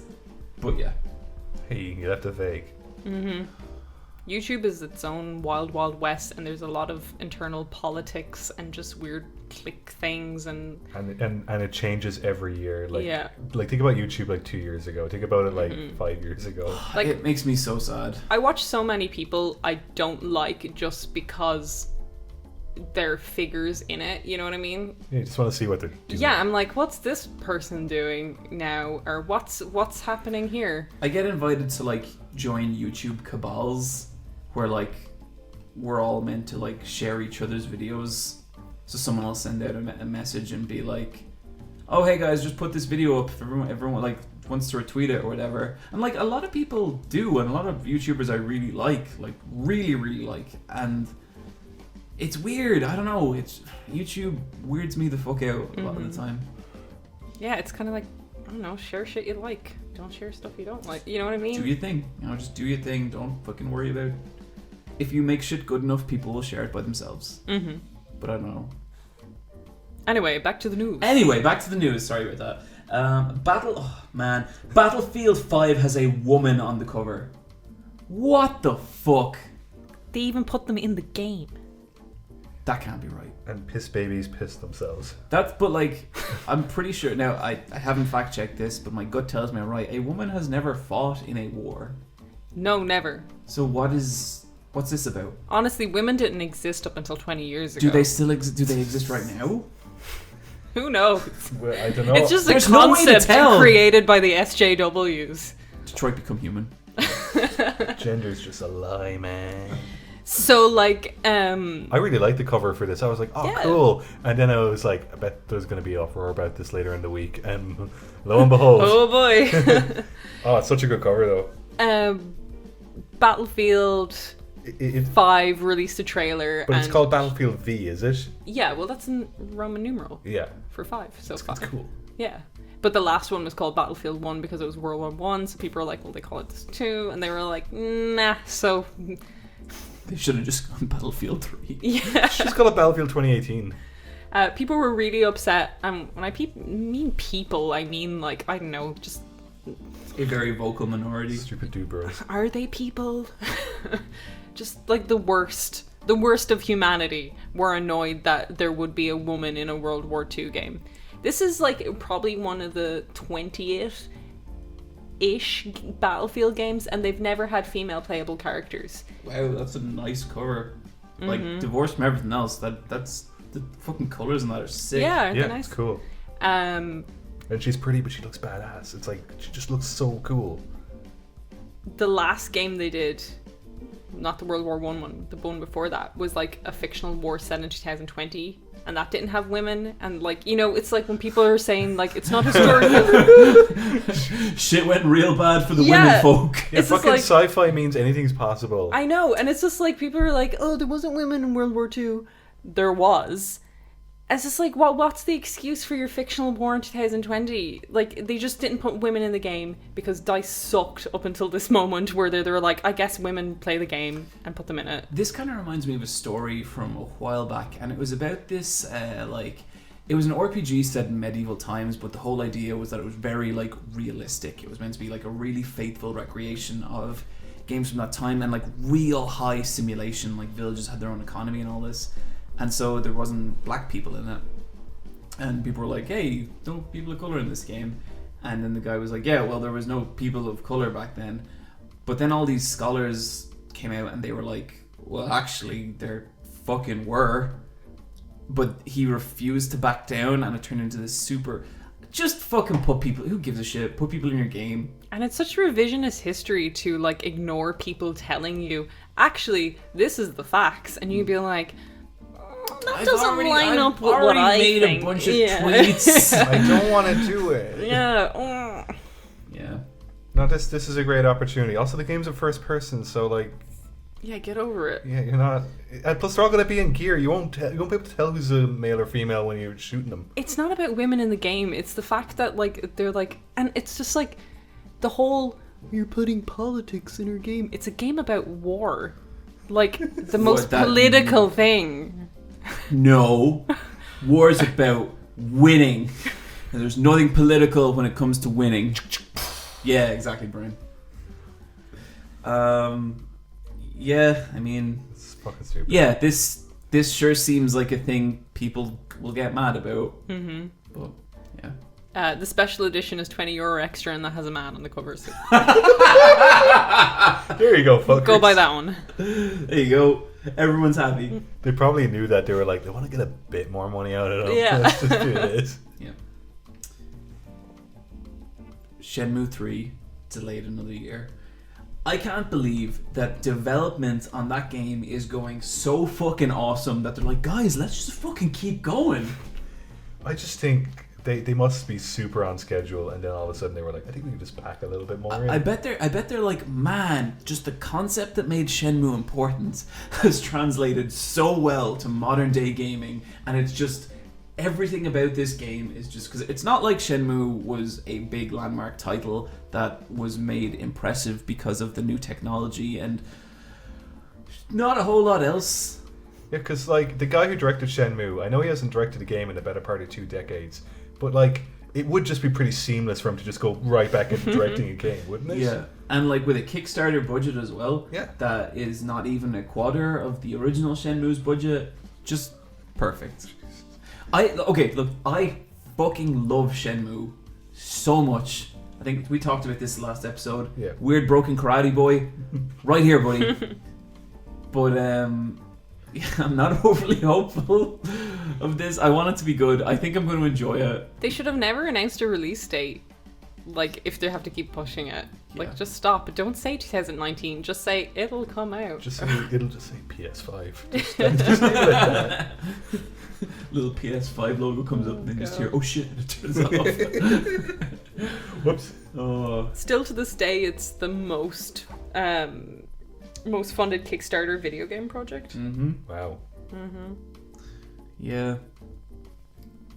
Okay, could you do... I want to do something. I want you both individually to tell me what you think Shenmue is. You go first. My understanding is it's a guy who goes to a factory and just spends his time on a forklift, then goes and plays gachapon, then gets back on the forklift, and maybe karate happens somewhere? Right. It's a guy who comes back from boarding school and he finds out his dad's been murdered by the Chinese mafia, but he's in Japan, so he has to raise loads of money to go to China, but he does it by operating the forklift and getting in fights with thugs, but he accidentally spends his money on gachapons. There's a tree as well. You are both 100% right. Like, not even joking. I've just, like, the only footage I've ever seen is him on, like, the little, like, forklift lifting truck thing, just kind of going in a circle. Like, that is it. That is my concept of that game. Rio's so endearing. He's just like, I need to avenge the death of my father. Can you please tell me where the Yakuza are? And then he goes, and they're like, hello, Yakuza. Could you please help me avenge the death of my father? I need a plane ticket to China. And they're like, what? Who's this punk? And he's like, well, I have to use my karate now? He's anywhere between the ages of like 15 and 30. No, he's like 17, I think. He's 17, okay. Yeah. He rides a motorbike. Whoa. Cool. And he's got a brown leather jacket? Yeah. Does he have a girlfriend? Okay. Is that the tree? He has... Yeah. No. Did she come out of the tree? He there's a girl he likes, but he can't go out with her. Well, I don't know if he likes her. He's pretty fucking monotone, to be honest. He's pretty asexual by the sounds of it. Like, honestly, it seems like he's maybe not all there upstairs, you know? But there's one girl in the first game who he quite likes, and then there's another girl in the second game who really wants to bone him. And she's great. Joy is her name. And whenever he sees her, he goes, Joy. That's not her name. And she's like, oh, Rio. And he's like, Joy.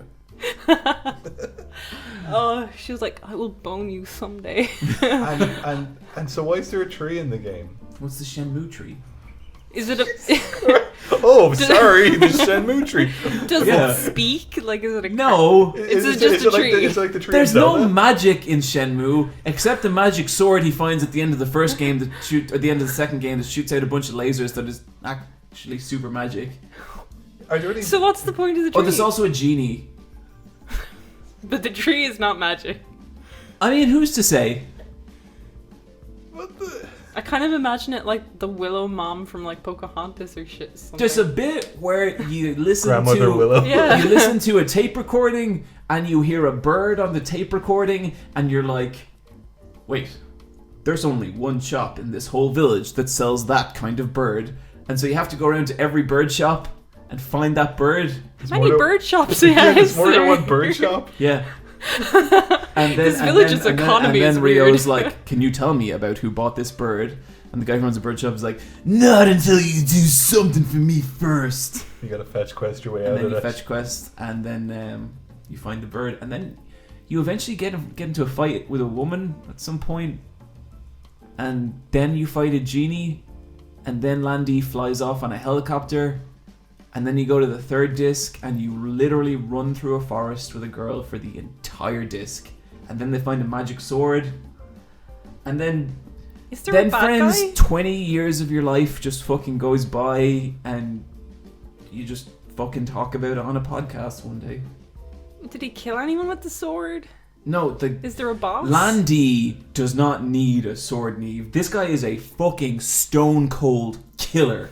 You come back home from boarding school, maybe, I don't know, and Landy fucking murders your father in cold blood. Your father, the Aikido karate master, fucking obliterated by Landy. Also, this game has impossible spaces where you'll walk around a town and it'll have like this giant garden that you'll walk around, but the house is really small. But then you might go into the house and it's a big giant like Shenmue hall. could happen in real life. I'm not listening to this. There's a genie in the game. Well, And a he's normal tree. Well, he's like a giant. The genie is like a giant dressed like a genie who like kicks the shit out of people. He's the bad guy in the second game. Okay. And then you beat him and Landy's like, huh. And then flies off in a helicopter. Do you think in Shenmue 3 you'll finally avenge the death of your dad? God, I hope not. Wait, he never did it? He never avenged him? No, No, that's because- the tragedy of Shenmue. It's Because like, there's going to be 7 of these games. Really? Did he? well, okay, that's not strictly accurate. There was meant to be 14 chapters in the Shenmue storyline. And I think game 1 and 2 covered chapters 1, 2, and 3. Oh my god. You better fucking kill your dad's killer by the end of 3. I want him to fly off in a helicopter again. I feel like if I to go to Look, I played these games when they came out. If I kill Landy, I feel like my life is going to fall apart. You'll just be like, well, a life well lived. Like, just fucking... Oh, just end it right there and then. Shenmue, everybody. Glad we could talk about that. Let's do some emails.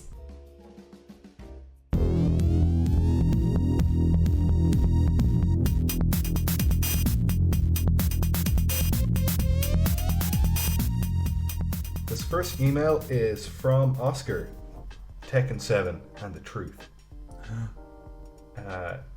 Dear Finger Blasters. Alright. The Undertaker is the the logical and fitting next guest character to be in Tekken. What other evil, vaguely supernatural boss characters should be added to the roster? Man, the Undertaker. That would be such a good pick. Mm-hmm. Okay, I got one. I got one too as well. The Babadook. That's really yeah.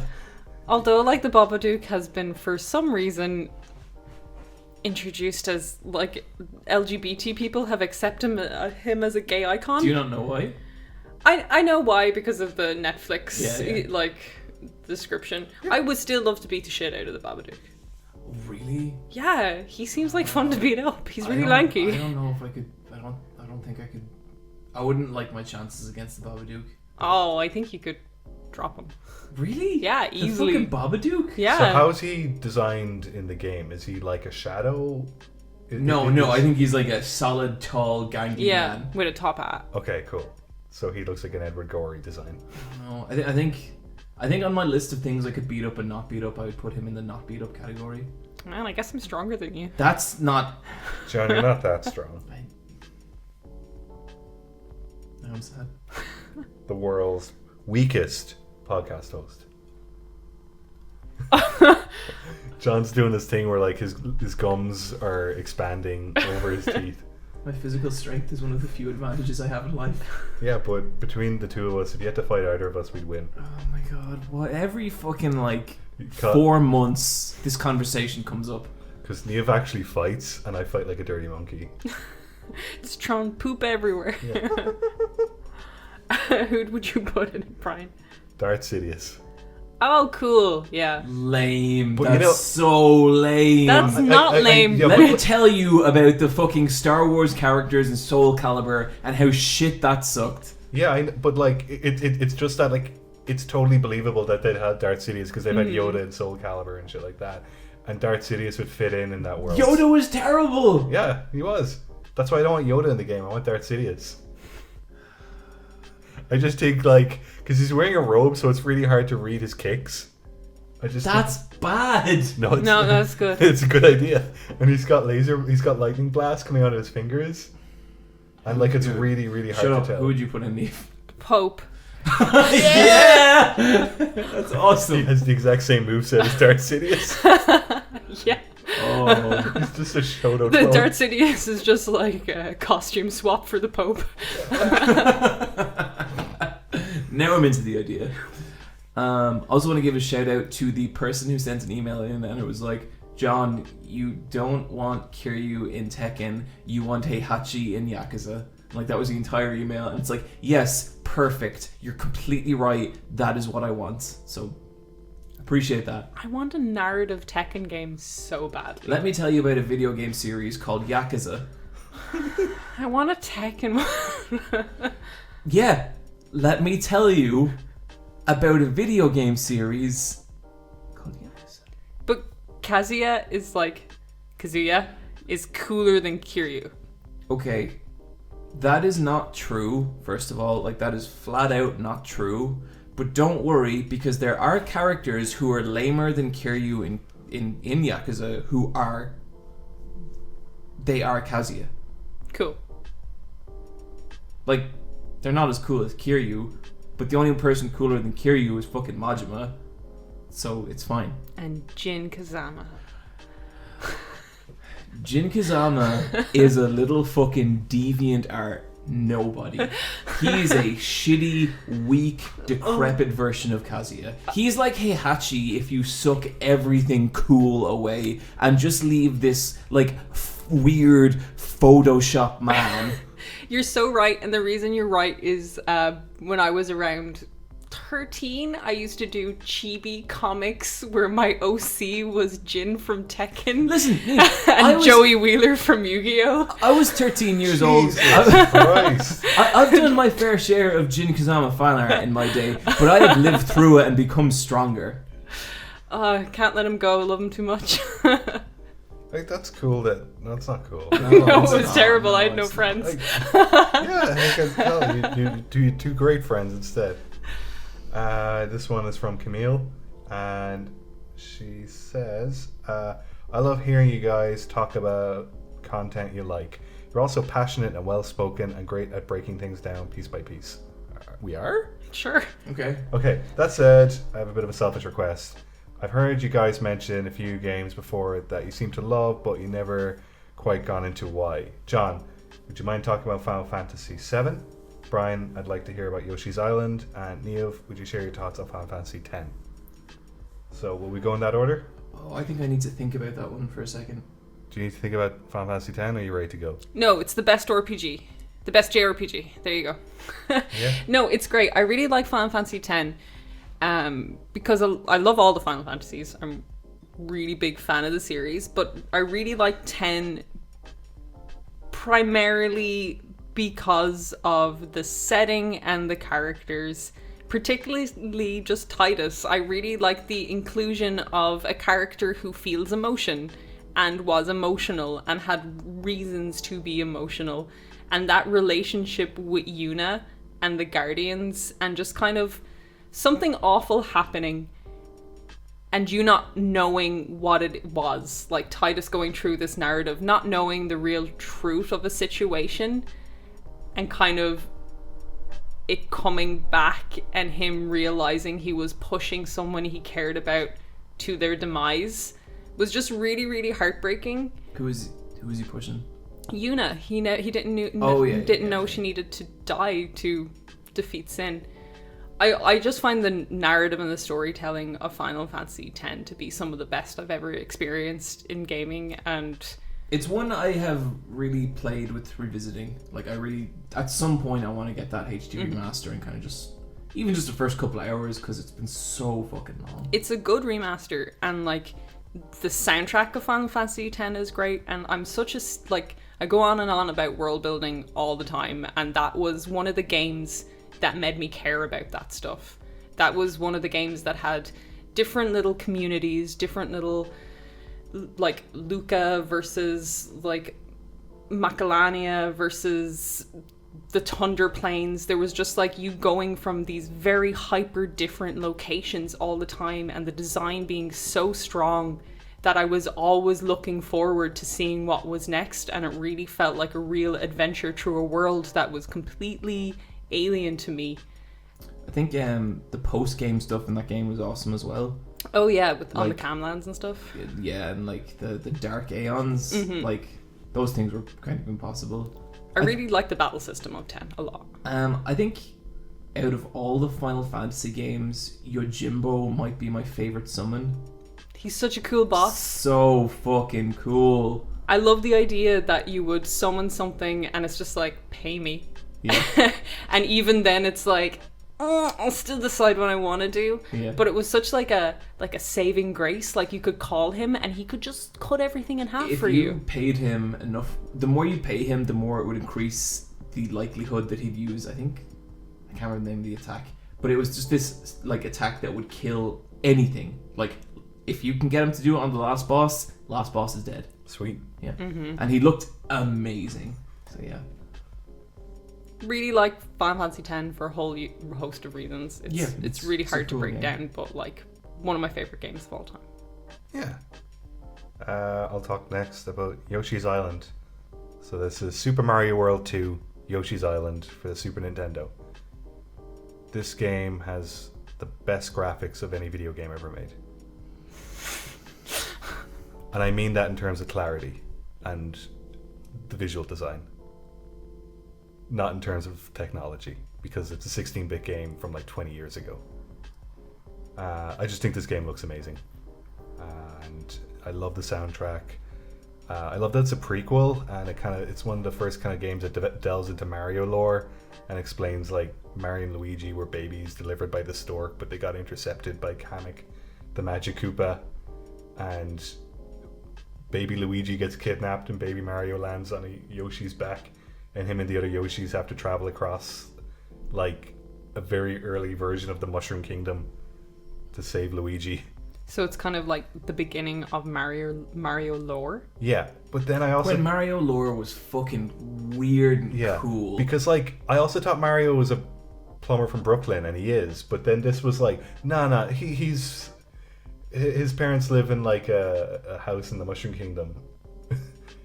It's mad. Yeah, it's like it's Mario at its weirdest. Like they're touch fuzzy get dizzy. It's the level where Yoshi gets like high whenever you touch this obstacle, and like the music gets all fucked up and like the platforms go all wavy. It's amazing. Like yeah. And this game, at the time, they wanted it to look like the Donkey Kong Country games, or they wanted it to look like pre-rendered 3D. Really? And Shigeru Miyamoto refused to do it, but they were still forced to do tests. So the opening cutscene is done in a different art style to the actual game. And then the N64 one looks much more like Donkey Kong. Yeah, Yoshi's Story, which is a bad game. Just because it's very hard to like tell where you are in relation to the platforms. Like, it's not a good platforming game, but the platforming in this is so tight. Like, the gameplay is amazing, and the fact that like it's a platforming game, but you have a hover move, but then you also have projectiles where you eat enemies instead of jumping on them, which you can also do as well. But you can eat up enemies, create eggs out of them, and then throw eggs back at other enemies, or collect hidden things in each level. So you've got like 30 stars to collect in each level, like 30 coins, and then five flowers. A lot going on. But one of the ways you collect all the stars is you have to have like that, like, oh, as well, Yoshi doesn't have a health meter. His health meter is Mario on his back, and if Mario falls off your back, he goes into a bubble and starts crying, and you have 30 seconds to get him, otherwise he'll get kidnapped. When I tried to play that game, his crying drove me insane. Yeah, a lot of people get that. Yeah, people hate the crying. It never bothered me too much, and also if you're actually good, you never hear it. So. I heard it constantly. I sucked at that game, and it was just constant. I was like, how do people get through this? I was really impressed by the crying at the time, because I was like, that actually sounds like a baby crying, and back then there wasn't voice acting really in those games. Like, there's a tiny bit of voice acting in Super Metroid, but it's like but I actually thought the baby crying sounded like legit, and I was like, wow, that's so that's like the future. But do you know what I mean by in terms of graphics? Like it just I would say that they are the most charming, some of the most charming graphics. I don't know about clarity as much. I think the clarity is really good in that game, and the way they're done on a chalk, like well not chalk but like crayon style, and they have like a technology with the pixels so that they could like create more pixels than there were by overlapping two different colors on top so that they were blending in on top of each other. No game looks like that, and there were a lot of games on the Super Nintendo. Yeah. So yeah, it's cool. I guess Final Fantasy VII, that's a really tough one. Like a big part of Final Fantasy VII for me, it was very much a time and a place thing. You know, like I was a really young teenager when I first saw that game, and I remember like watching it on my cousin's PC, and I had just never seen anything like this. Like the idea that you would have to sit there and pick your moves as opposed to slash people seemed so, as opposed to like just slashing someone seemed really different to me. And I thought it was really dumb at first, but then I kind of like I just watched him play, and like I was down there for an entire weekend, and all I did was just watch him play Final Fantasy. We must have played 20 hours of that game, and I watched every second of it, and I was like, it was like another world. Like I had played video games for quite a bit at this point, but I had never seen anything like this. And then eventually I got it for my birthday one year when it on PC, and like just loved it so much. I think you know a lot of jokes kind of get told about like Cloud as a protagonist. But honestly, I feel like when people make fun of Cloud and like say he's a shitty character, a lot of them are talking about the kind of the media that came after Final Fantasy VII, like the kind of Advent Children Cloud, where he's just this fucking mopey piece of shit, because he's not really like that in the games. He's like this character who's basically made up his entire life to impress people, and that kind of crashes down around him like halfway through the game. And I think like when you're a teenager and you're really trying to like, I guess, impress everyone around you, that it was very powerful to see that communicated in a video game. And then there's parts of it as well where I just think it's a very strong story, maybe not in the actual plot, but in the way it's told. Like I can think of moments like, you know, there's this part where you're trying to cross a marsh and there's this snake creature, and you cannot beat it. It is way too high level for you, and so eventually you get a chocobo and you can outrun the snake creature and cross the marsh. Then you get to the other side of the marsh and there's a giant fucking snake impaled on a tree, because Sephiroth, the bad guy of the whole game, has come before you, and this thing was nothing to him. Like, the thing that has cost you like 2 hours of gameplay that you had to go and do a bunch of shit for, it is so nothing to him that he massacred it in this really horrible way. And like, what a way to set up that there's this unbelievably dangerous villain out there in the world. And I always felt that throughout the entire game, like from the like cutscenes in Nibelheim where it's like a flashback and you're fighting with Sephiroth and like Cloud does like 14 damage and Sephiroth does like 3,000. The way they build him as a villain, the way they build him as like just this god. Like I remember like fighting Sephiroth for the first time, and like as a kid my hands were shaking. I was like, I can't believe I'm fighting Sephiroth. This is so fucked up. What am I gonna do? You know? And then like I loved all the characters from it as well. Like I loved Barrett. I thought his story with his daughter was really weird and sad. I liked Aeris and I liked Tifa. I really liked Tifa. That's the first time I was like, oh my god, this girl can like fucking pile drive shit. That's insane. There you go, everyone. And I thought the like kind of love triangle between her and Aeris was like kind of sweet and sad, and I like Tifa way better than Aeris. So I was like, what the fuck are you doing, Cloud? And I like the world of that game as well. I love the Golden Saucer. I can't believe like such a stupid place like that exists. And I love the Turks. I think the Turks are incredible. One of my favorite moments in that game is when you come into a bar and you see the Turks who have been like your enemies for this entire game, and they're like, "Oh, hey, Cloud, what's up?" And he's like, "You guys, we're not gonna throw down."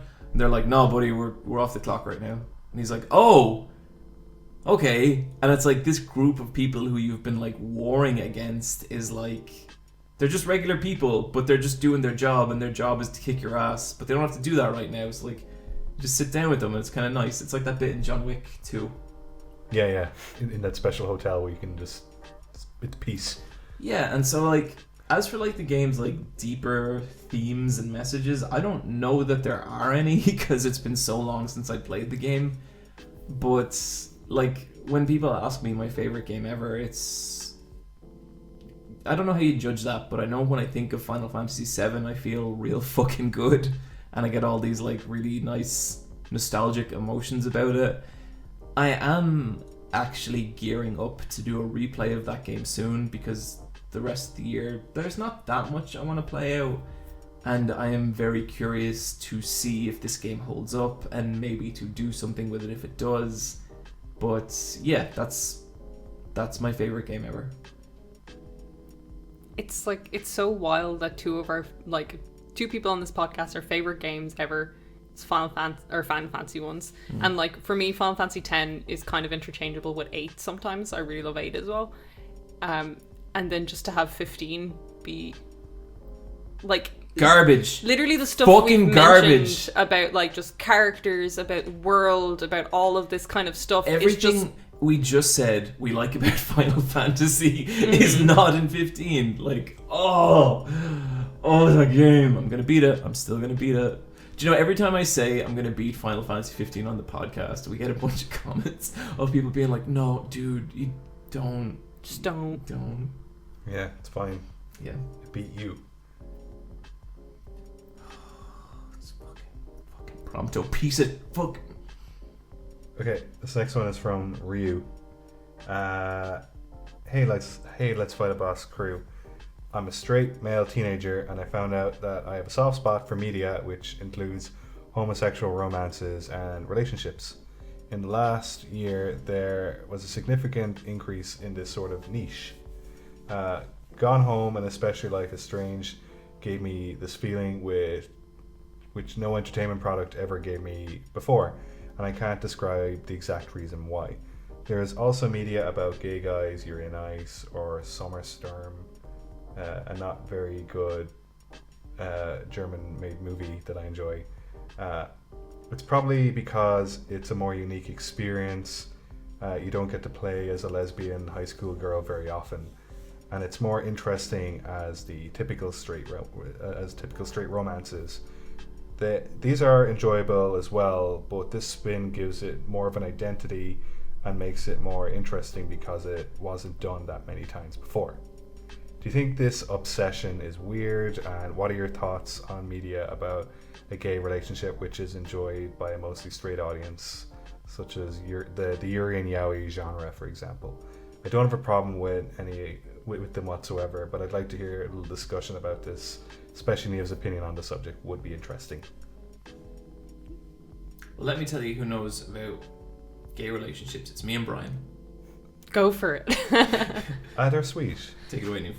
Well, no, like, I think that's the goal of LGBT media. Like, it's twofold. Like, we want representation. We want to see our relationships on screen. Like, I've had to identify with male characters my entire life and their desire for women because there was never any female characters for me to identify with.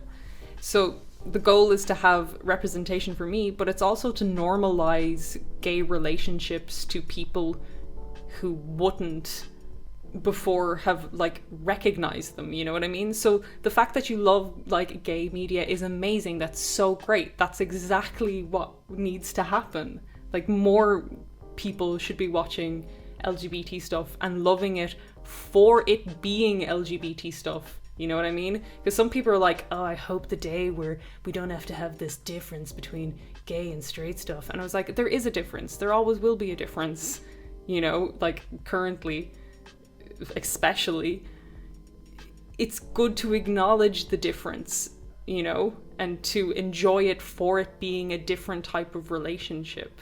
and that's exactly gay media doing what it should be doing, and that's bringing other people in and normalizing these relationships, as well as just for me to have gay characters and other LGBT people to have characters they can look up to and enjoy and see their relationships on screen. So good that you love this stuff. Never worry about that. That's amazing. I feel like, and I guess this is like more a general diversity comment, but like I think one of the reasons I appreciate like diversity in media, like it's not out of this like altruistic moral thing. Like there, like I get that there's moral benefits to it, but like a lot of the times I'm just like, oh, I don't need to see the fucking young boy become a man for the millionth fucking time. Like I'm like, you know, a lot of my favorite media is like, you know, shonen coming of age stuff. So it's not like I have a dislike for that. Just I've just done it, and I've done it so many times. So say a comic like Teppu comes out, and Teppu is like this really legitimately just very serious martial arts manga. It's an MMA manga, and it's a very good MMA manga. Like it thoroughly understands like jiu-jitsu and judo and all this kind of stuff, and really like you learn a lot about those things reading it. But the cast are women, like they're just all women, and that's interesting because they treat it like women as well. Because like one of the struggles that these girls face is that people don't take female sports as legitimately as male sports.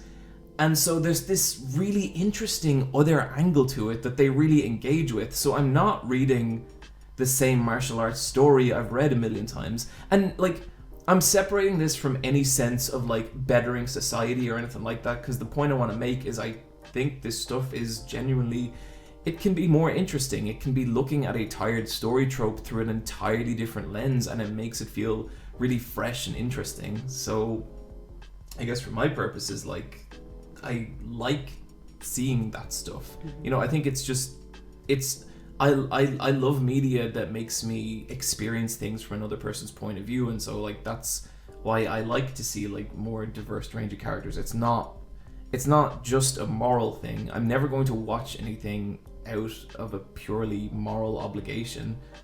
But I think, you know, the importance of LGBT media and stuff like that is because, like, I've never fucking seen a film like The Handmaid's Tale.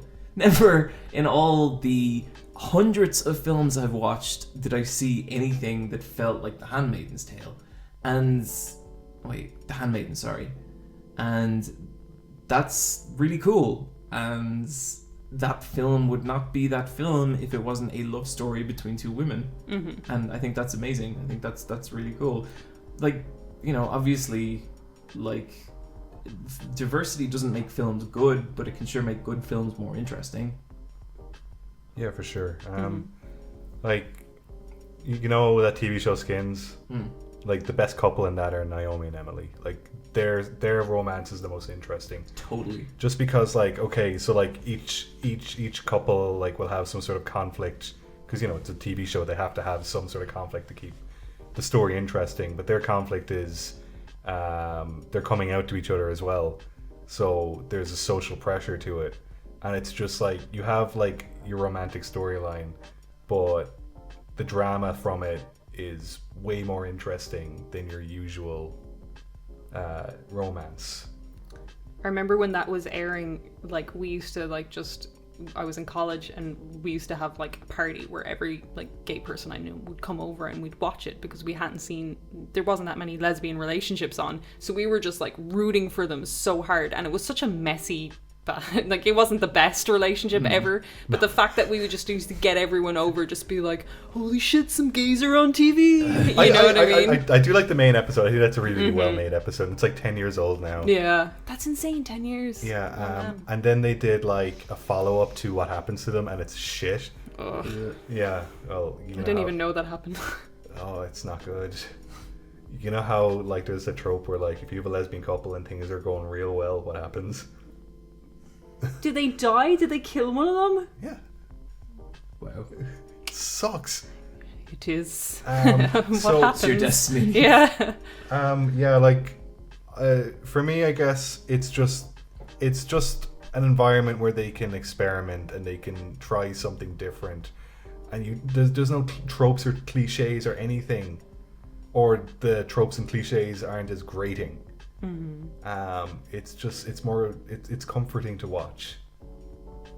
It's just wild how much media has changed. Like, I used to watch a film on repeat because it was one of the only gay ones I could find in Offaly. And just like gay media was so bad that you would go to the LGBT section and it would be stuff like Chasing Amy, which is just not a gay movie at all. That is absolutely not a gay movie. It's a movie for dudes. That's like the anti-gay movie. Exactly, but because there was like the fact that the word lesbian was said out loud made it gay. Like before that we had Thelma and Louise was a gay movie because it was two women in close proximity to each other. You know, Fried Green Tomatoes was a gay movie because same thing, you know what I mean? There wasn't any overt relationships. So one of the ones I used to watch on repeat was one called Kissing Jessica Stein, which does not end good. Like, she's not gay by the end and it's fine or whatever. But like, that at the time was the gayest thing I could get my hands on.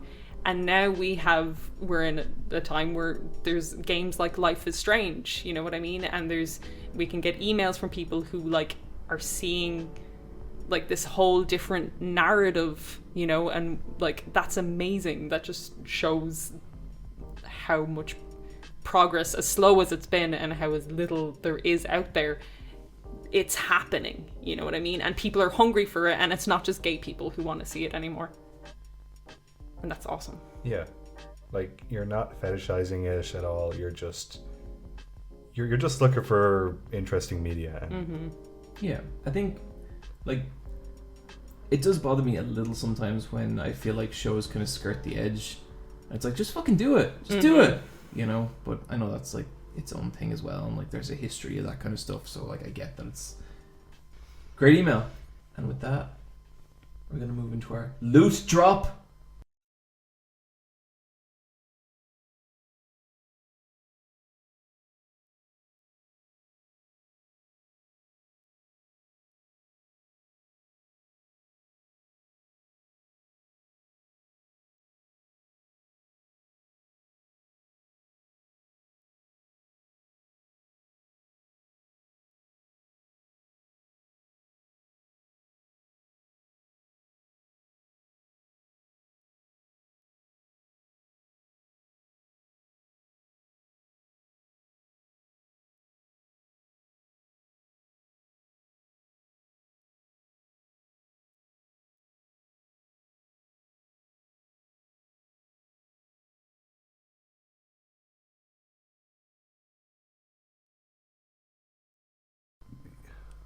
AskLet'sFightABoss@gmail.com. AskLet'sFightABoss@gmail.com. You didn't even need to ask the question. We have a Patreon. We also have a we gotta figure out a way to thank people. Yeah. Yeah. Thank you so much. Yeah, guys, thanks so much. That Discord's a riot. I like most of the people on it. Most of them. Brian and Neve. Hey, I like that Discord and they like me back. They're the only people who like me. Thank you. You can support Let's Fight a Boss on Patreon by going to Patreon.com/LFAB. That's right, all you Elfabbers. I was actually about that the other day. It was Elfabbers. Like, yeah, I was like, you know, you got to have that sweet Elfab vibe, and you know, because you know the way people say like PUBG instead of PUBG. One of my favorite things that happens in the it. Super Eye Patch Wolf Discord now is whenever someone's like, "Who's Brian and Neve?" Other people will be like, "You don't watch Let's Fight a Boss? Idiot." Yeah, idiot. Appreciate that. Mm-hmm. But yeah, let's do some loot drops. You. Neve, what do you got? You guys go first. Okay, I got one. Okay, so look, this is someone I came across very recently. I have not vetted all their videos, and so I hope they don't end up saying anything really terrible, and I'm very sorry if they do.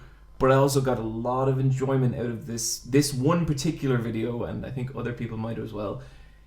I think the channel is called The Kid from Brooklyn, and I think the video is called something like Stick It Up Your Ass Starbucks, and it's just this older gentleman from Brooklyn who's very passionate about a dissatisfactory encounter he had at Starbucks, and I don't know how to describe this other than this is a hell of a human being. This video is about 2 minutes long. And what year was this video made, John?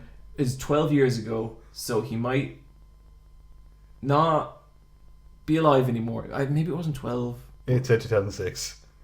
Jesus fucking Christ, oh my god. I don't think he's alive anymore. I think he's dead. So watch the video of a dead man. Because we were thinking about getting him... Yeah, no. She's here, we can't see it. Okay. Okay, my loot drop is a YouTube channel. I'm actually pretty sure I loot dropped this like 2 years ago. Probably. But you know it's what? long enough ago. Yeah, you know what? Let's bring it fucking back. I've forgotten about YouTube videos I made. Sometimes people will tweet at me and be like, what did you mean during this? And I was like, that wasn't me, dude. And then they'll link me the video and I'll be like, what the fuck? What the fuck is this guy? It's a YouTube channel called Jeremy Parish, so I guess that's his name. But he does Nintendo retrospective videos. But he seems to be like going through every Nintendo game each year, and he's only just reached the 90s now. Jesus. But he's just making like 10-minute videos on all of them. I just put them on in the background. I'm watching a lot of the Game Boy ones just because they're very comforting. But he'll just do a 10-minute video on like Revenge of the Gator.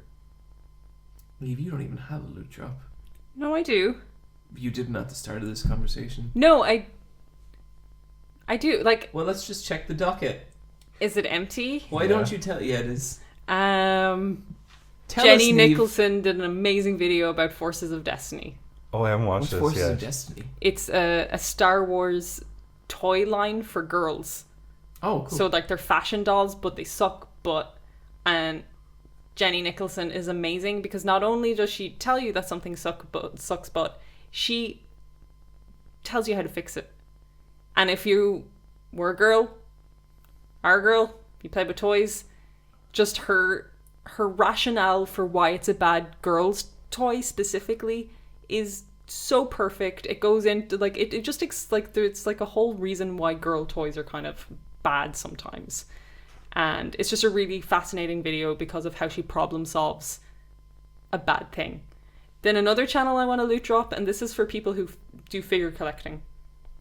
One of my favorite YouTubers of all time is a guy called Anthony's Customs. Yeah, he's great. I've watched him for, maybe over 6 years. Like, he's one of the first YouTubers I've just followed consistently for a very long time.